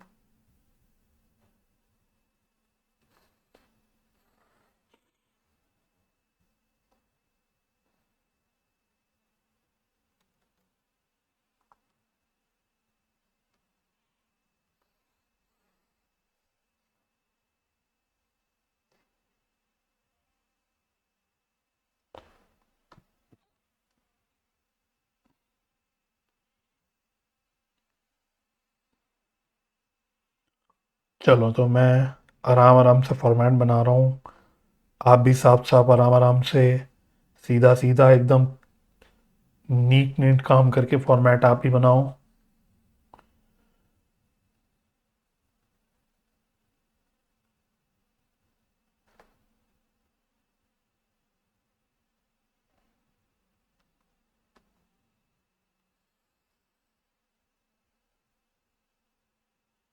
चलो,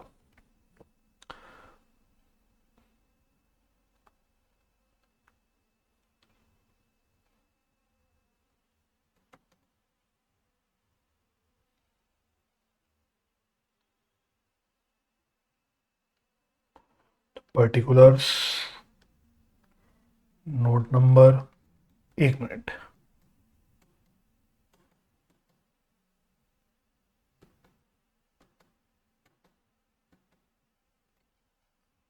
चलो जी, पर्टिकुलर्स, नोट नंबर और अमाउंट। ठीक है, तो अब आपको वही क्वेश्चन में बैलेंस शीट ऑलरेडी गिवन थी, उसको एक कॉपी करना है। अब आपको वैसे तरीका तो समझ आ गया है, रुपीज इन लैक्स है, इन लैक्स। ठीक है, तो इक्विटी एंड लाइबिलिटीज, तो सबसे पहले इक्विटी एंड लाइबिलिटीज,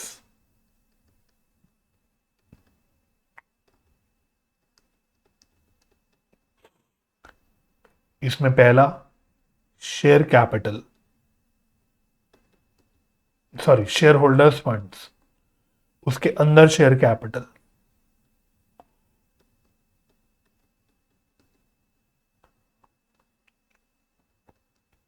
तो शेयर कैपिटल, नोट नंबर 1। फिर आएगा reserves and surplus, note number 2। फिर दूसरे नंबर पे देख लो, नॉन करेंट लाइबिलिटीज थी, उसमें लॉन्ग टर्म बोरोइंग्स थी, तो non current liabilities,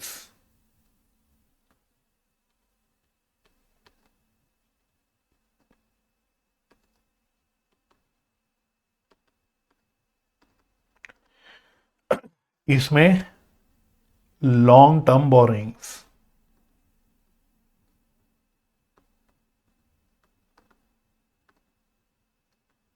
note number 3। और क्या था फिर, करेंट लाइबिलिटीज में दो चीजें थी, नोट नंबर 3, नोट नंबर 3 का मतलब हेड नंबर 3 हो गया करेंट लाइबिलिटीज। एक तो इसमें है ट्रेड पेबल्स, और दूसरे इसमें क्या है, अदर करेंट लाइबिलिटीज।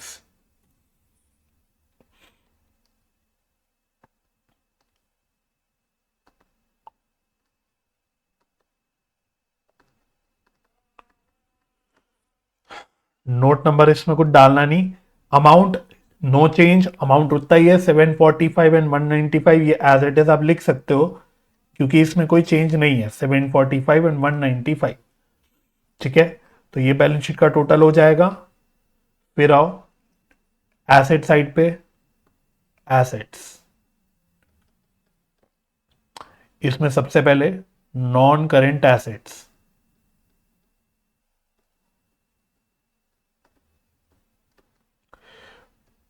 इसमें प्रॉपर्टी प्लांट एंड इक्विपमेंट, क्योंकि क्वेश्चन वाले ने इस पे भी नोट बनाया हुआ था, तो आप भी इसका नोट बना लेंगे। हालांकि इसमें चेंज कुछ नहीं हुआ, चेंज कुछ नहीं है, बट चलो इसका बाद में हम नोट बना के फिर एक साथ कर लेंगे। तो ये हो गया। अच्छा, नॉन करेंट इन्वेस्टमेंट तो वही बात है, सारी की सारी सेल हो गई, बेच दी हमने, तो वो तो रहा नहीं, तो ये तो खत्म हो गया। अब अच्छा करेंट एसेट्स, तो सेकंड आ गया आपका करेंट एसेट्स। तो क्या क्या है इसमें, एक इन्वेंट्रीज है, इसके अलावा trade receivables and cash equivalent.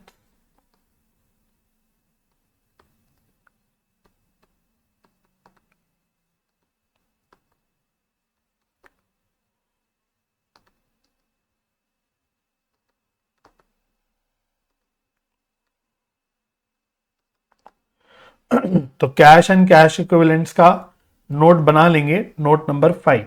Question ने बनाया कि नहीं बनाया उससे फर्क नहीं पड़ता, हम बना लेंगे ताकि क्लियर कट हम वहां पे प्लस माइनस करके निकाल के दिखा पाए कि कितना आ रहा है। दैट्स इट, तो आपका बैलेंस शीट बन गया। ठीक है, बैलेंस शीट आपकी यहीं पे खत्म हो गई। अब आप नोट्स टू अकाउंट्स बना सकते हो। एक काम कर लो, इन्वेंट्रीज और ट्रेड रिसीवेबल्स ही एज इट इज, क्योंकि इसमें अगेन नो चेंज, कोई चेंज नहीं हुआ, तो इसको आप एज इट इज लिख लो 600 एंड 260। और बाकी जो नोट्स रह गए, नोट्स हम लोग बना के फिर बाकी चीजों को फिल कर देंगे। ठीक है, चलो। तो टोटल इतना नीचे लिखने की जरूरत नहीं, टोटल इसका मैं यहीं पे कर दूंगा। ठीक है, आओ नोट्स टू अकाउंट्स।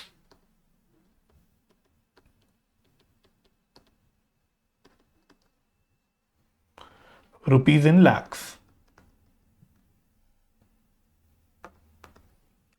चलो, तो नोट नंबर 1, शेयर कैपिटल।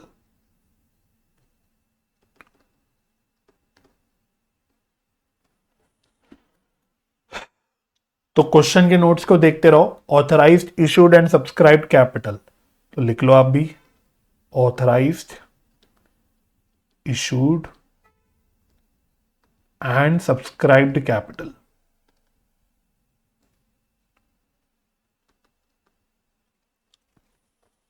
ठीक है जी।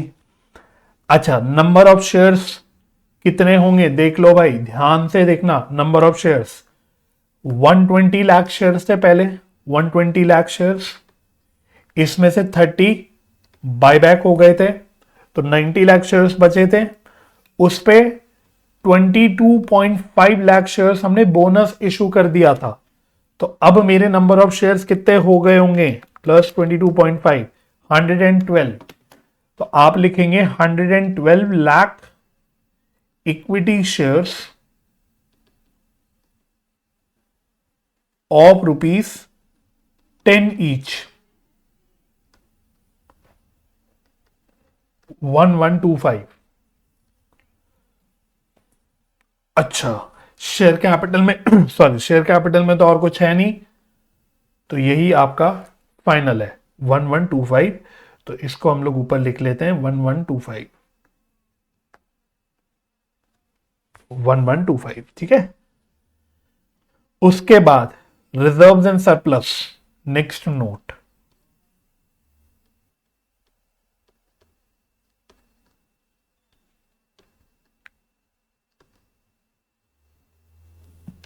रिजर्व्स एंड सरप्लस, तो सिक्योरिटीज प्रीमियम तो सारा शायद यूज हो गया था या नहीं हुआ था, चेक कर लेते हैं। सिक्योरिटीज प्रीमियम नहीं नहीं नहीं नहीं यूज हुआ था सारा, तो बचा अभी इसमें, तो सिक्योरिटीज प्रीमियम, तो पुरानी फिगर थी 175 की, इसमें से 150 का हमने प्रीमियम राइट ऑफ कर दिया था, एंट्री से आप चेक करते रहना। तो ये बचा 25, ये बचा सिर्फ 25।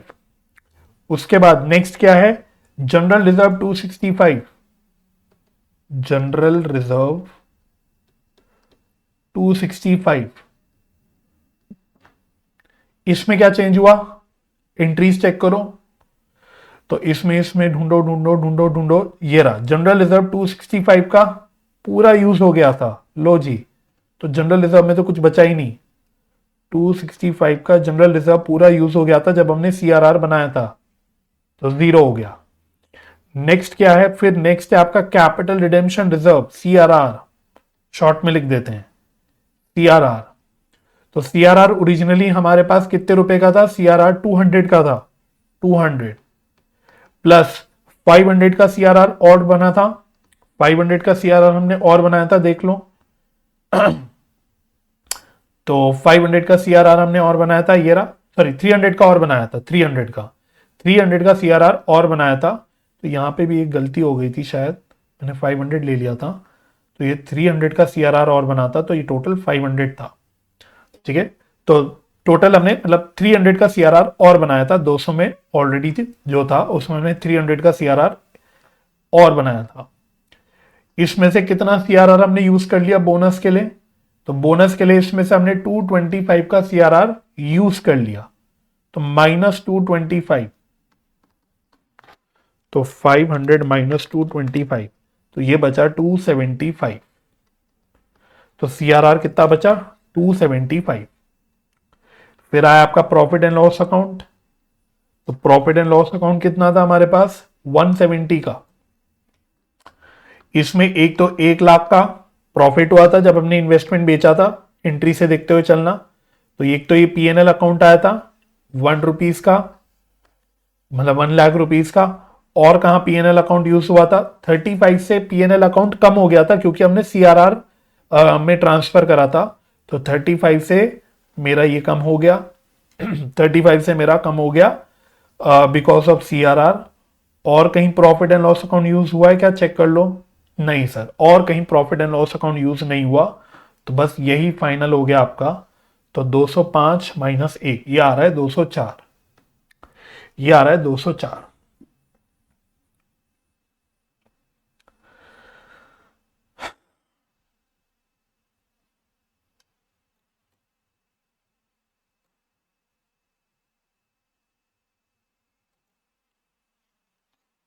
नहीं नहीं 204 नहीं आ रहा है, 171 माइनस 35 यार 136, 136। तो अब आप इसका टोटल कर सकते हो। तो 25 प्लस 75 300 हो गया, 300 प्लस 136, तो टोटल आ रहा है 436, 436। तो रिजर्व्स एंड सरप्लस का टोटल हो गया 436। तो पुट कर लो इसको भी यहां पे 436। चलो फिर note number 3, long term borrowings.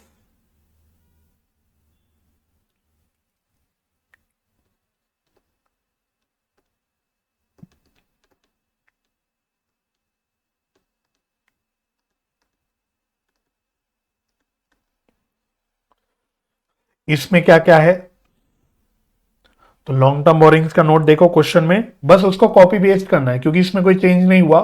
तो ये एज इट इज लिखना है 12% डिबेंचर्स 750। तो 12% डिबेंचर्स 750, तो ये एज इट इज 750 आपका यहां पे आ जाएगा। तो इसमें कोई दिमाग मारने वाली चीज नहीं है, बस कॉपी पेस्ट कर लो क्वेश्चन से तो काम हो गया। ठीक है, फिर लास्ट नोट है, second last sorry, that is property plant and equipment, PPE, property plant and equipment. तो ये भी आपको एज इट इज बस क्वेश्चन के नोट से कॉपी करना है, इसमें भी कोई चेंज नहीं हुआ। तो लैंड एंड बिल्डिंग 1800 का है, लैंड एंड बिल्डिंग 1800। इसके अलावा और क्या है, plant and machinery 226, plant and machinery 226। तो टोटल आ गया 2026, 2026। एज इट इज कॉपी कर लो, तो यहां पे आपका 2026। लो जी, पीपीई भी डन हो गया। और लास्ट बचा आपका cash and cash equivalents, note number 5।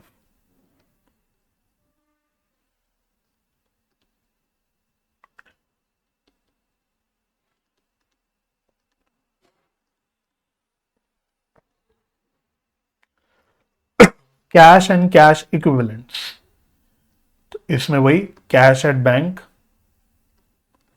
Cash at bank. Existing cash कितना था, तो क्वेश्चन से देख लो। एग्जिस्टिंग कैश था 740 का, 740। इसमें क्या क्या चेंज हुआ चेक कर लो, इसमें क्या क्या चेंज हुआ। तो जर्नल एंट्री से देखो, एक तो बैंक में 75 रुपीज आए because of sale of investment, तो प्लस 75। और बाकी हमने जो बायबैक पे पेमेंट करी फाइनल, उससे मेरा बैंक कम हो गया, तो वो भी आप देख सकते हो। टू बैंक 450, तो ये भी कम हो गया -450। चलो तो 740 प्लस 75 -450, तो ये आ रहा है 365, 365।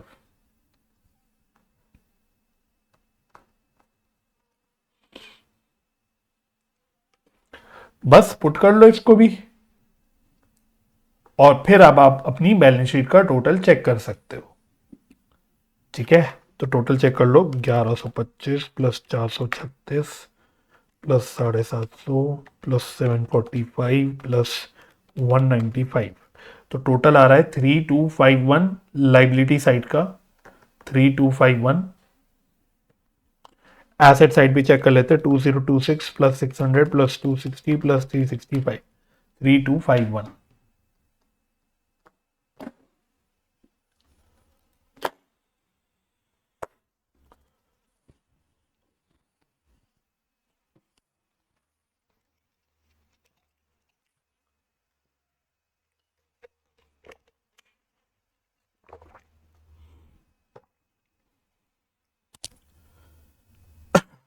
ठीक है जी,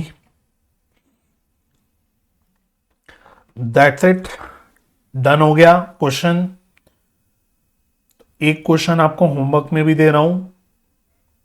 तो आज का होमवर्क पहला आपका इलस्ट्रेशन नंबर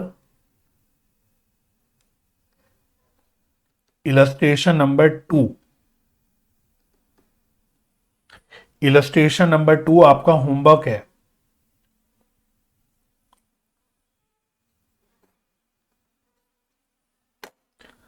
ठीक है, तो illustration number 2 is your homework.